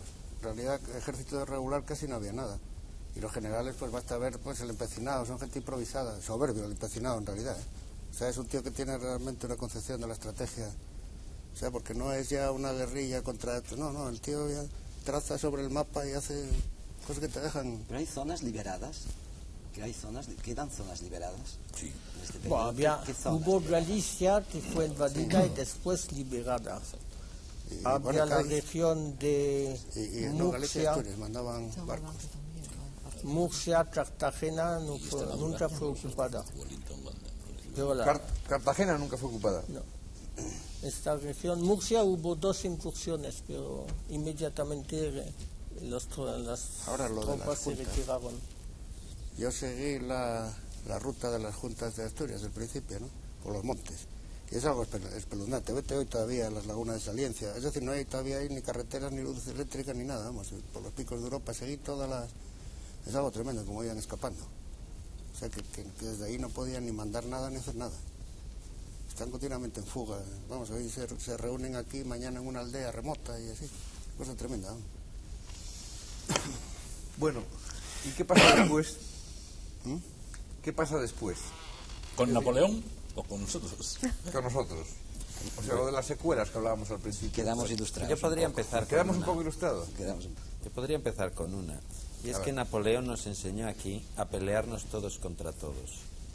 Napoleón fue el gran maestro de todas las guerras civiles que después ha venido padeciendo España hasta hace muy poco. Esta me parece que es la primera lección. Hasta entonces, pues no es que los españoles vivieran cordialmente, pero guerras civiles pocas había. Toda la reconquista. Pero bien, ya lo teníamos un poco olvidado. La verdad es que el entrenamiento al deporte de matarnos los unos a los otros tuvo lugar durante la invasión napoleónica. Después ya fue continuar, ya lo habíamos aprendido. Estoy de acuerdo. Afirmación Sí. contundente. Yo creo que nos deja los pronunciamientos y desde luego la cristalización de las dos Españas. Esa desde luego es un legado de los no buenos. ¿Esto de las dos Españas puede proceder La entonces de esto? cristalización, ¿Sí? yo digo la cristalización. Yo creo que se remonta al siglo XVIII. Sí, Pero la guerra de cristalización sucesión. sí. El Pero ejercicio violento de las dos Españas. Esa observación tuya sobre la palabra pronunciamiento, cómo la exportamos, ¿no? Es que debe ser algo muy desagradable, como pasa con la sífilis, que igual, ¿no? Que cada uno se la echa al otro, ¿no? Y lo llamas el Parece que morbo sea los gálico, franceses, los sí, otros los el que mal lo trajeron, napolitano ¿no? o el mal español. No lo quiere nadie para sí, ¿no? Y con el pronunciamiento pasa igual, cogieron como mal español Lo inventó Napoleón. guerrilla y están internacionalizadas, ¿no? Los pronunciamientos habidos. Y en cambio siempre. nosotros estamos diciendo golpe continuamente. La persecución Bueno, de los afrancesados, las 12.000 familias estas que se fueron a Bayona, ¿realmente la represión fue fuerte después? La de Fernando VII. Pues eso mata. En esto creo que Fernando VII fue menos cruel que los gobiernos franceses o europeos de después de 45. Fernando VII, que quizás había dado el ejemplo de ceder adelante de Napoleón, no te hacían notar los afrancesados, dijo: si han ido en Francia, que se queden allí. Ahí los que habían quedado, porque había unos, les mandó fuera de Madrid. Pero es todo. No hubo ni procesos de Laval, ni de Pétain, ni todo esto. De manera que... Pero a los funcionarios me los depuró muy concienzudamente. Sí, pero Claro que no es lo mismo perder el cargo, perder el sueldo, que perder la vida. Pero Ahora dio un esas ejemplo depuraciones excelente. durante todo el siglo XIX las hemos tenido, los entrantes y los salientes de la administración. Bien, pues otra consecuencia Otra de consecuencia también negativa. la invasión napoleónica. Pues me- Ahora, la represión no fue sangrienta en general. no. ¿Y por qué todo eso? O sea, también es un aprendizaje, pero ¿por qué continuamente hay esos vaivenes a lo largo del siglo XIX? Porque Bueno, hasta quizá no que- se estabiliza ninguna de las dos partes. Hasta que Cánovas profesionaliza un poco la administración, si yo no me equivoco, pues claro, no había como en Grecia, que hay un muro que se llama el Muro de las Lamentaciones, y la Plaza de las Lamentaciones, que se llama hoy así, está enfrente de la antigua presidencia del gobierno griego, porque en cuanto que cambiaba el gobierno, toda la administración se quedaba en la calle y iban a lamentarse allí en aquella plaza. Es el turno de la administración. Sí, Pero quizás que hemos también tenido llega en el siglo una modernidad política que no corresponde a una modernidad del país. No hay las clases medias que hay en Francia, que son las que dan estabilidad a esto. ni los cuerpos técnicos del Estado Pero que es se que estos crean. cuerpos luego. somos funcionariados, entonces se sobrepone una estructura de funcionariado sobre un país que todavía no ha crecido en este Estas son las sentido. credenciales famosas que repartía el gobierno. Esas, en realidad, casi hasta comienzos del siglo XX no se estabiliza el funcionariado español dentro de la Porque administración. los cuerpos técnicos cuando se El crean. están los sistema cuerpos de técnicos. las oposiciones en la época de Maura, que es el que empieza verdaderamente a darle esa estabilidad para que los funcionarios no cambien con los cambios políticos. Y para que antes tenían un libro, cada partido político, dentro de cada departamento existía un libro de los que pertenecían al partido político, y desde el ministro hasta el portero cambiaba. Sí, esto Los desde mi célebres punto- cesantes. Esta idea Desde mi punto de vista, esto de las cesantías es un fenómeno ecológico. Hay pocos puestos de trabajo, hay poco pan, Y hay mucha gente que quiere comer y una de las formas que coma todo el mundo es irle turnando. Irle turnando, sí. Y Que coyunturalmente... hay una decantación natural del funcionario, entonces. Claro. Se tienen que apuntar a los partidos políticos como se podrían haber apuntado a otra cosa para institucionalizar el turno y cada 2 años comer uno. Pero es una forma de resolver el paro. Al pinto, pinto, borborito, ¿no? ¿Y las relaciones Francia-España quedan muy tensas a partir de entonces? Hasta cierto punto, porque después vienen los 100.000 hijos de San Luis, que son recibidos prácticamente de una forma muy cordial. O sea que el fenómeno es muy curioso. Cuando entran los ejércitos de Napoleón y una explosión popular, y después cuando vienen los 100.000 hijos de San Luis, son recibidos poco más o menos como los salvadores de las instituciones, del régimen. Esto es una situación digna de estudio. Yo creo que sí que es una digna. Yo creo que no empeora, porque es importante, ¿verdad? Esa forma de reaccionar frente a las distintas invasiones, una que se considera que es una invasión peligrosa, que va a alterar absolutamente las instituciones, aunque traiga cierta modernidad, y sin embargo después con los 100.000 hijos de San Luis, que se tomó el acuerdo en el Congreso de Verona de mandar aquí una expedición francesa en aquella Francia derrotada que estaba en cuarentena, y sin embargo pues para España se ha considerado que podía enviar esas tropas que mantengan el régimen de Fernando VII, y son recibidos poco más o menos que como Claro, amigos, y además aliados. Tuvieron, iba a decir, a su favor la ventaja de que estuvieron poco tiempo. Y además eran 2 dinastías borbónicas las que estaban en esos 2 países. Eso tenía que facilitar mucho las relaciones, eran parientes. Lo divertido es que en el Estado Mayor del Duque de Angoulême habían mariscales que habían hecho la guerra con Napoleón. El caso de Moncey es curioso, porque Moncey invadió a España en 1795 con el ejército revolucionario. Volvió en 1808 con el ejército de Napoleón. Y volvió con los 100.000 hijos de San Luis con el ejército monárquico. Esto es ser profesional. Total. Ahora es que también se hizo una operación, como tú señalabas, con lo de los hijos, 100.000 hijos de San Luis. Y es que yo no creo que se deterioraran las relaciones hispano-francesas después de Napoleón, sino que incluso creo que mejoraron. ¿Por qué? Porque se hizo una operación que se ha repetido muchísimas veces en la historia. El malo no era Francia, era Napoleón. Las restauraciones. El malo era Napoleón. Al caer Napoleón, pues ya todos somos amigos. Digamos, por ejemplo, lo que se ha hecho ahora con la amistad Centro Europa o franco-italiana. El malo era Mussolini, no el pueblo italiano. Entonces se restauró el pacto de familia, que habíamos tenido antes. Una vez que Napoleón creó, como decíamos antes, en el pueblo, lo del gabacho, etcétera. Pero al nivel del Estado se reanudó la relación con Luis XVI. Más o menos, un paréntesis. Pero es una restauración política. El malo de la película de Napoleón desapareció. Estrictamente política. Sí. Carmen, yo lo que acaba de decir, se vuelve al antiguo régimen. ¿Es tan así? ¿Se puede decir Bueno, en ese sentido de política exterior. En el sentido de política. En el de política en el interior. sentido dinástico, nada verdaderamente significa un retroceso, porque es imposible. Nunca se vuelve atrás en la historia, aunque se hagan pocos adelantos. La ruina completa, los barcos rusos. Bueno, tenemos aquí un ruido a nuestra espalda tremendo, que yo creo que a lo mejor se puede eliminar de vez en cuando. Vale, sí, perdón. No, que vamos, en política exterior supongo que puedes meter eso, lo de los barcos rusos, ¿no? Por ejemplo, la compra aquella, los desastres completos, ¿no? Bueno, la estafa, vamos. Claro, bueno, no. Soborno, aquello fue horrible. Todos los de la camarilla, ¿no? Sí, aquello fue... Del reinado de Fernando VII yo creo que cuanto menos hablemos mejor. ¿Pero por qué tenéis tanta manía, Fernando? Eso iba a decir yo. Qué interesante la frase. No hay que tener manía de Fernando VII. A ver, es que es el personaje más polémico, yo creo, del 19, ¿no? Todavía no. Sí, quiero decir que yo estoy acostumbrado, todos estamos acostumbrados a ver rehabilitar los personajes más pintorescos y hasta hace poco más odiados.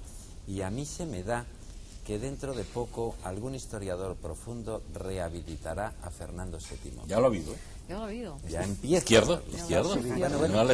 Pues con el tiempo se infancia, curará ese pecado histórico y alguien nos demostrará que Fernando VII fue, por ejemplo, el que impidió que la guerra civil estallara durante su reinado, que hubo ya sus guerras civiles de alguna importancia, pero Fernando VII, entre lo que hoy llamaríamos la extrema derecha y la extrema izquierda, y la izquierda, con terminología por supuesto absolutamente moderna, él consiguió que aquello no estallara. Sí, claro, el tapón de la botella, que el decía. tapón de la botella.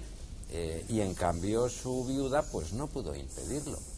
No es que, por supuesto, haga yo una defensa de Fernando VII, pero alguna vez se ha de hacer. No es muy defendible. Yo creo que es imposible. No es muy defendible, pero en fin, puede ser analizado un poco más fríamente y con más datos, tal vez. Y su viuda era una mujer extranjera que verdaderamente aquí en España no estaba ella muy impuesta de la situación. Y en definitiva a ella se le planteaba el tema de estas restauraciones que tienen lugar en toda Europa.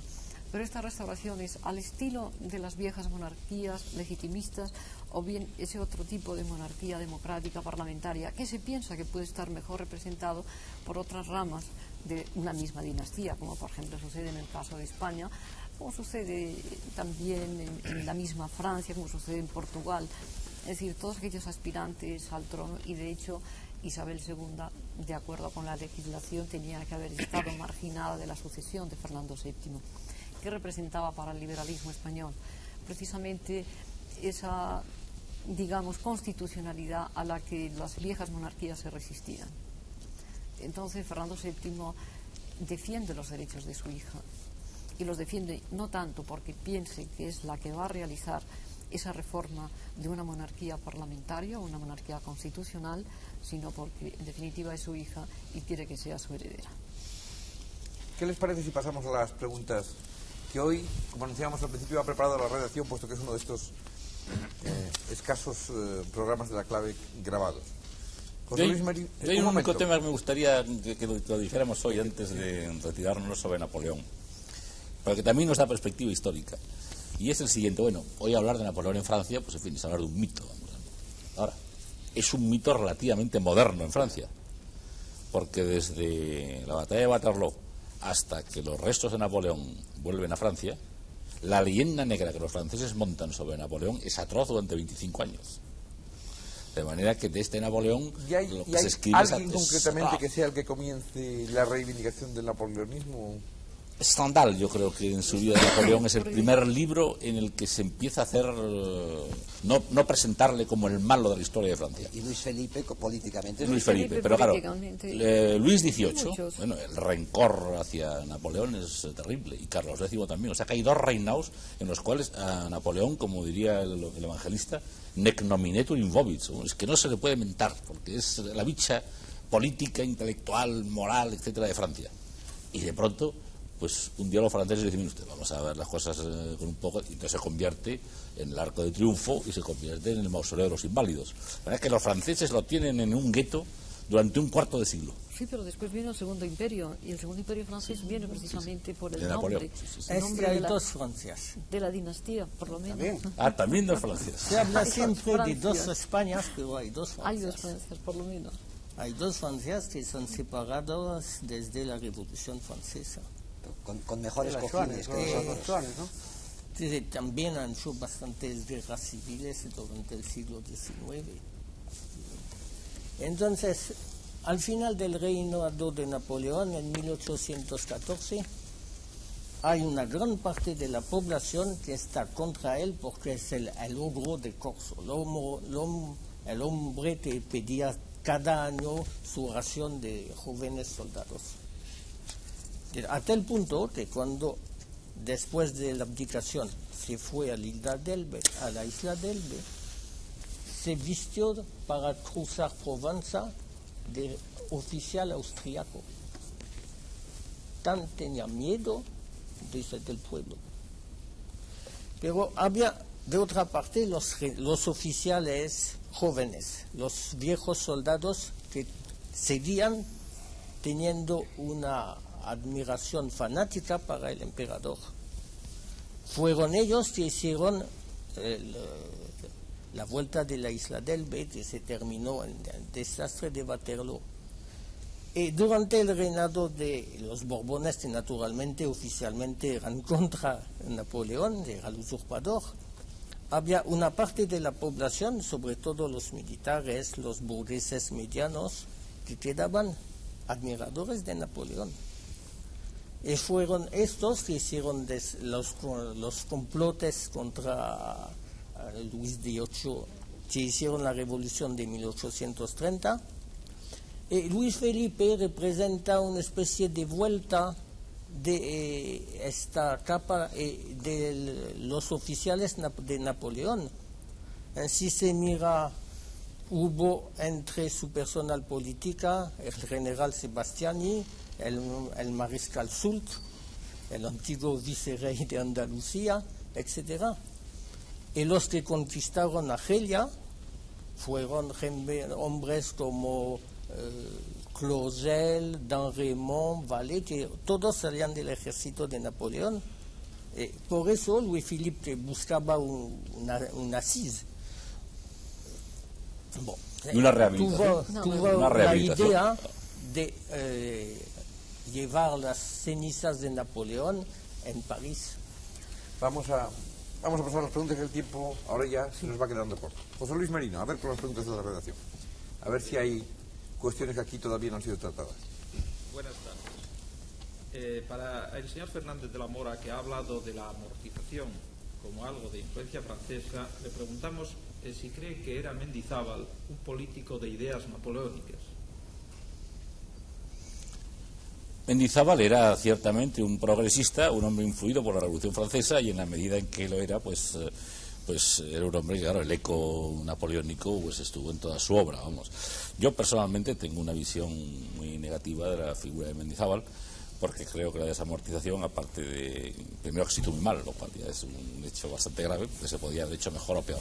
Pero claro, la idea desamortizadora es una idea de la Revolución Francesa. Y la estabilización de la desamortización, que fue lo que hizo los gobiernos subsiguientes al de Mendizábal, sobre todo el propio gobierno de Montt, el año 37 y el año 38, fue una reproducción de las leyes que había hecho Napoleón para consolidar la incautación de los bienes del clero, con la fórmula de garantizarles luego una vía presupuestaria. Fueron todas las leyes de culto y clero que se discutieron en las Cortes Españolas del 37 y del 38, que fue toda una gran polémica que duró otros bastantes años más, pero en fin. Mutatis mutandis, lo que ocurrió aquí se pareció extraordinariamente a lo que ocurrió en Francia. Es más, en la política concordataria igual. El concordato de Napoleón es una reproducción del concordato isabelino en lo que se refiere a la solución del tema económico, que venía arrastrado por la incautación de los bienes del clero. Sin embargo, yo creo que los franceses lo hicieron mejor, porque la desamortización nuestra fue trágica para el arte español, atroz para los archivos, en fin, demoledora para infinidad de tesoros, y yo creo que los franceses, una vez superado el terror revolucionario, pues no destrozaron el patrimonio documental y artístico que tenía la Iglesia. ¿Se me permite una Por supuesto, aquí se puede apostillar. Yo creo que si hay algo que no se puede atribuir a Napoleón es esto de la desamortización, porque es un fenómeno absolutamente universal, quiero decir europeo, y que arranca de mucho antes de Napoleón. Durante todo el siglo XVIII, por no hablar de antes, hay distintas desamortizaciones, y la desamortización en Centroeuropa y también en Francia son independientes de Napoleón, y la española exactamente igual. Y por supuesto en España la gran cabeza de la desamortización no es precisamente Mendizábal, aunque este sea el más popular. Más preguntas, por favor. Señor Vázquez Azpiri. Bueno, yo quiero decir que yo no he dicho lo contrario. He Sí, dicho que sí, la sí, desamortización la hizo la convención. Claro, la convención es anterior No he querido contradecir, sino añadir algo. Ahora, la consolidación de la desamortización son leyes y senatos consultos franceses y la regulación del problema fundamental que había planteado. ¿Qué se hacía con el clero? ¿Quién comía? ¿Cómo comían los párrocos? Este problema lo resolvió Napoleón, y las leyes que hizo él entonces pues son mutatis mutandis las leyes nuestras del 37 y del 38, posiblemente. Más preguntas, por favor. Señor Vázquez Azpiri, los avances en lo literario y lo artístico que se dieron en la Europa post-napoleónica tuvieron escasa incidencia en España. ¿Pudo deberse a la reinstauración de una monarquía borbónica o a que el pueblo español prefería vivir de espaldas a Europa? Bueno, yo creo que si, por ejemplo, el padre Rancio, el filósofo Rancio, quiere reducir la literatura a nada. Si, por ejemplo, el cura de Tamajón, cuando la sublevación aquella que intentó, vamos, que le costó la vida, claro, quería reducir todo a 4 libros fundamentales, que no recuerdo bien si uno son las cartas precisamente del padre Rancio, otro la apología del altar y del trono, y no me acuerdo que otras 2 cosas más, pero por el estilo. Poca literatura se puede hacer. Por otra parte hay que pensar pues la ejecución de Millar, que era pues, divulgar literatura al fin y al cabo, vamos, más o menos subversiva, pero literatura. Y dónde está la frontera de lo subversivo y lo no subversivo, muy difícil de determinar, ¿no? Más preguntas, por favor. Para doña Carmen Llorca, la siguiente. ¿Se podría aventurar alguna hipótesis acerca de un eventual retraso del movimiento emancipador americano si con el éxito de la política napoleónica se hubiera debilitado el poder y la influencia de la Gran Bretaña? Bueno, no lo creo, no creo que se hubiera podido retrasar. En primer lugar, porque eso es lo que quería Napoleón Bonaparte, pero los ingleses se habían anticipado a esta idea y estaban actuando precisamente en todos los territorios de las entonces colonias españolas, y Napoleón Bonaparte no tenía una marina que pudiese competir con la inglesa, y es evidente que no era dueño de los mares, y por tanto en ese aspecto Napoleón Bonaparte es ciertamente el heredero de la política exterior de los Borbones en Francia, y ni ellos habían podido enfrentarse con esta pérdida de colonias como había sido la India, había sido el Canadá, y al asumir precisamente la dirección tal como pretendía de los asuntos españoles, él tenía esa idea, pero no lo hubiera podido realizar. No lo creo. Lo que sí es verdad es Yo que creo en la tenía Constitución de una Bayona terrestre de la guerra nada más, ¿eh? He tenido un concepto Como de le la pasaba a guerra Hitler, en terrestre. realidad, ¿no? En el mismo año 1805, por ejemplo, se da la derrota de Trafalgar y la victoria de Austerlitz. Y sin embargo, es decir, él supera siempre los triunfos, pero en el terreno estrictamente del movimiento de ejércitos por tierra.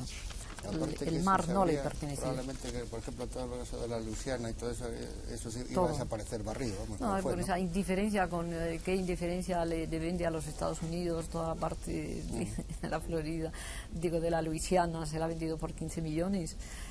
O sea que en definitiva él lo que quería era dinero que le hacía falta, pero verdaderamente el pensar que eso se hubiera podido retrasar por una política de Napoleón no lo creo. A la Asamblea de Bayona incorporaron diputados hispanoamericanos. Exactamente, Sí. fueron los primeros, fue el primero, Ahora, vamos, en habría pensar que en saber ello. también, claro que es otro tema, ¿no? ¿Cómo se produjo la independencia americana? O sea, Es otro tema. Sí, no, pero me refiero, pienso en todos los curas que hay por ahí, ¿no? Desde Sí, el cura eso- Morelos eso- al es otro que tema, quieras, pero los hasta ingleses incluso ahí- el de Bolivia, que es el Murillo, es hijo de cura. La Asamblea de Bayona fue Es decir, democracia que es un orgánica movimiento pura. reaccionario, ¿eh? Pura. Pura. Democracia Democracia orgánica. Pero no cambiemos el tema de esta noche, porque ese sí nos da... es No, un pero van título- palmado con eso, es el ¿no? título de otro programa ya, pero nos llevaría... iba a decir eso, la Asamblea de Bayona que no ha salido, efectivamente... Fue democracia orgánica, Fue total. una Es decir, representación, las evidentemente. universidades, las instituciones y las comunidades, las provincias, en fin, el clero, los tres brazos, la nobleza. Pero eso Fue no lo una Y que es curioso que no se haya una hablado de la asamblea Universidad de Cervera, relativamente ¿no? tradicional, Sí. Eso tú. en la que participaron un centenar de señores importantísimos en la vida española, que jugaron a la operación de Bayona, a Francesaus. José Luis Marino, más preguntas, por favor. Para don Alejandro Nieto, ¿cree que las invasiones francesas de la época de Napoleón siguen influyendo en lo tradicional, en la tradicional enemistad entre España y Francia, y llegan incluso a la oposición de este país a que entremos en el mercado común? Pues ni lo creo ni lo dejo de creer, pero en cambio entiendo que entre Francia y España no hay una oposición tradicional. Esto es un poco folclórico, la reacción antifrancesa. Me parece que nuestras relaciones siempre han sido cordiales y supercordiales, y en todo caso, cualquiera que sea el grado de apasionamiento a favor o en contra respecto de Francia, durante más de 100 años, es decir, todo el siglo XIX, además el XVIII y parte del XX, hemos tenido una influencia tan enorme que sería pintoresco pretender oponernos a algo que desde el punto de vista cultural e ideológico nos está dominando. ¿Estarían todos de acuerdo o hay disensión? Para mí no hay duda ninguna, vamos, creo que el mimetismo en el siglo XIX respecto a Francia es total, No, es enorme, verdaderamente. en todos los niveles. Incluso cuando se produce en España la revolución del 68, en España no se atreven a proclamar una república porque Francia no la tiene. Y solamente cuando en Francia se proclama la Tercera República, entonces es cuando dice, o lo haga precisamente, dice, ahora es el momento de poder intentar una república en España, ahora que la tiene en Francia. Es la de... Ahora es cuando Francia tiene menos influencia, yo creo, cultural y políticamente en España. Vamos, hasta los años 20 o así. Pero hasta los años 20 influencia total. Más preguntas, por favor. Sí, un poco en relación también con la pregunta anterior. ¿Cree Claude Martin que los españoles somos nacionalistas y tenemos un sentimiento fuertemente enraizado de la patria? Creo que sí. Yo creo que Si se va sobre un estadio viendo un equipo español jugar contra extranjeros, se ve inmediatamente que la muchedumbre tiene un sentido nacional muy fuerte. Pero observe una cosa, bueno, eso es un poco lo que te decía antes con los alzamientos, por ejemplo, pero ya prescindiendo de estos, ¿usted se dio cuenta que no tenemos un himno nacional? Pero la letra. La letra, sí, hay una letra de Pemán, otra de Marquina y otra de un fraile, me parece. Pero ninguna se la sabe. ¿La sabe alguien de aquí entera? Quizá La de Pemán yo sí me la sé. Sí, es la que más se conoce. Es la que me enseñaron. Es decir, que sin embargo, que incluso los sectores ultras tenían que recurrir al cara al sol para cantar porque era un himno. Y eso es tremendo, ¿eh? Y que en realidad va uno a América y hay el centro gallego, el centro asturiano, el centro canario, lo que sea. Pero un centro español siempre tiene una vida, que a veces existe también una vida lánguida. Además, es que la unificación de los reyes católicos o la unificación administrativa burocrática napoleónica es otra cosa. Y es significativo en este sentido que en España existan nacionalidades muy fuertes y muy claras, cosa que en Francia, con todo, no es tan dramático y tiene efectos políticos en este mismo momento. Y creo que se debía proponer que se hiciera un himno nacional, ¿no? Yo quisiera decir respecto a las dos intervenciones, yo quería decir que España tiene un himno nacional, pero en Italia también en la época del fascismo, igual que en España en la época del fascismo existía el cara al sol y en Italia existía la giovinezza, pero el himno nacional en Italia existía y existía en España. Sí, pero me refiero a Carmen. Me refiero a Carmen, que un francés oye la marsellesa, se levanta y se pone a cantarla. Sí. Entonces aquí supongo que por cortesía te levantas o algo así, pero no te suena nada tuyo. Le falta eso, la letra, sencillamente, ¿no? Yo quería decir algo sobre los... Todos al tiempo no, porque entonces sí que se produce un ruido en pantalla y no sé. No, me refería precisamente a lo que hablaba el profesor Rupert, de la situación en Francia, de los nacionalismos en Francia. También existen, es decir, existen igual que han existido en España. Pero hay algo muy importante que precisamente es de la Revolución Francesa y que asume lógicamente Napoleón, y es la importancia que la revolución, cuando empieza a ver que hay territorios franceses, provincias que pueden desgajarse perfectamente de la unidad francesa, lo primero que hace es la ceremonia de la federación y le da una importancia excepcional en el sentido de decir, Francia, que ha sido formada por derecho de conquista, en estos momentos asume su propia unidad por voluntad de los pueblos que quieren estar unidos a Francia. Y entonces esa ceremonia de la federación que se repite en el año 89 y después en el año 90, en el año 91, y que es la que justifica en la guerra de 1870 el revanchismo francés, en el sentido de decir, Alsacia y Lorena no nos pueden ser arrebatadas porque en la ceremonia de la federación decidieron su incorporación a Francia voluntariamente. Ahora sí que nos hemos metido en otro tema. Yo quisiera decir algo sobre ese tema, que es muy serio.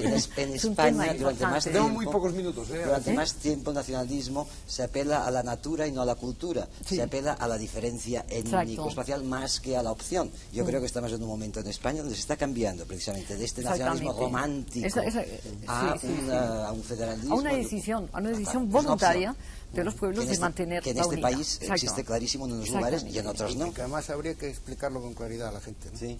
Sí, hay mucha gente esa que teme que se... No entremos en otro tema. Yo no quiero tampoco rehuir lo que vaya surgiendo, pero es que entonces hablaríamos ahora de las autonomías. No me refería al tema de las autonomías, sino no, pero yo quisiera una cosa muy breve, que es y es la siguiente. Las naciones no son algo dado. Porque claro, naturalmente, pues en la edad del bronce no había naciones, en fin, etc. Son creadas. Y claro, las naciones se pueden crear la unidad nacional o se puede liquidar la unidad nacional. Entonces es una operación de las clases dirigentes y, digamos, de las instituciones. La germanidad fue una creación de unos señores, en fin, Fichte, en fin, y otros ciudadanos. La italianidad la creó el señor Garibaldi, en fin, etcétera. Yo creo que España consiguió tener una nacionalidad que empezó la operación con los reyes católicos y luego continuó. Y creo que se puede hacer o se puede deshacer. Yo, claro, sería partidario de mantenerla y robustecerla. Creo que deshacerla a mí me parecería un error. Pero, en fin, las nacionalidades y las naciones se crean. No es una cosa que está dada ahí. Vamos a ver, José Luis Merino, no sé si hay tiempo a 2 o 3 últimas preguntas. 2 preguntas me están diciendo, no más. Para Robert de Ventós, ¿por qué en España no se dio una gauche divina, demoledora, atrevidamente progresista, a pesar de nuestros afrancesados? Bueno, a los afrancesados se les podría llamar la gauche divina van la lettre. Los afrancesados, en definitiva, eran una gente. Y quizá se tendría analogías, podríamos continuando con la misma analogía, aludir al desfase que hay entre un progresismo cultural en un país que políticamente no ha asumido, por razones sociales o por razones políticas, el progresismo. La gauche divine catalana, por así decir, respondía muy claramente a esto, a vivir en un contexto político donde las formas de resistencia eran ser católico progresista, ser niño de montaña, por ejemplo, ser boy scout, o ser la gauche divine, que eran formas, digamos, orgánicas, como dirías tú, frente a la democracia orgánica. Que lo son, vamos. Frente a una democracia orgánica solo teníamos que formas orgánicas de oposición. Ahora, ¿qué gran figura intelectual tienen los afrancesados? Porque yo no conozco ninguna. Bueno, hay los escritores, los Moratines. Y... Intelectual, es un prosista y Moratín regularcillo de afrancesado. Pero en fin, Moratín, como escritor. ¿Quién más se puede aportar? Divin, yo no veo casi nada ahí. Gentes más o menos interesantes. Bueno, no son de segunda división. Jovellanos es una estrella, pero no es un afrancesado. ¿Qué figura hay paralela con Jovellanos entre los afrancesados? Bueno, más preguntas, por favor, porque es que no hay tiempo. Para el señor Fernández de la Mora, ¿se puede afirmar que el liberalismo es lo francés y que los españoles no somos en general liberales? El liberalismo como ideología denominada liberalismo, pues no se puede decir que sea una creación francesa, porque yo creo que Locke, que verdaderamente es uno de sus padres, tiene en Inglaterra una tradición del liberalismo verdaderamente muy importante. Comprendo que los franceses pretenden que el liberalismo lo inventó Rousseau y luego lo convirtió en institución de la Revolución Francesa, pero no es verdad. Y luego el liberalismo, en el sentido en que Marañón utilizaba este término, no como una ideología, sino como un estado de ánimo. No, claro, esto es milenario, es decir, que hay romanos que tenían una actitud liberal, hay griegos que tenían una actitud liberal, y hay incluso medievales que tienen una actitud liberal, y no digamos en el Renacimiento. Y el liberalismo como moral, ahí me parece que es patrimonio de la humanidad. El liberalismo como una ideología concreta lo comparten su paternidad los ingleses y los franceses. Sí, pero los ingleses lo toman hasta el término de España, de la Constitución de Cádiz. Los Whigs, vamos, los liberales. ¿En qué sentido? Etimológico, vamos, la palabra. Ah, bueno, la palabra sí, liberal, como también toman la palabra pronunciamiento y sin embargo, guerrilla y como nosotros tomamos el chotis, resulta que alimentan los escoceses, pero esto ya es otro tema distinto. Que parece ser que tampoco es verdad. Bueno, y el mantón de Mandela, pues no digamos quién es. Bueno, procuraremos completar este tema, Napoleón con el de Napoleón en Europa, que dicho sea de paso además enseguida entra en discusión, puesto que ha surgido también a lo largo de Napoleón en España. Gracias, señores, por su participación. Gracias por la suya. Saben que la semana que viene, como de costumbre, y no como excepción, es el caso de hoy, ya de nuevo en directo. Buenas noches.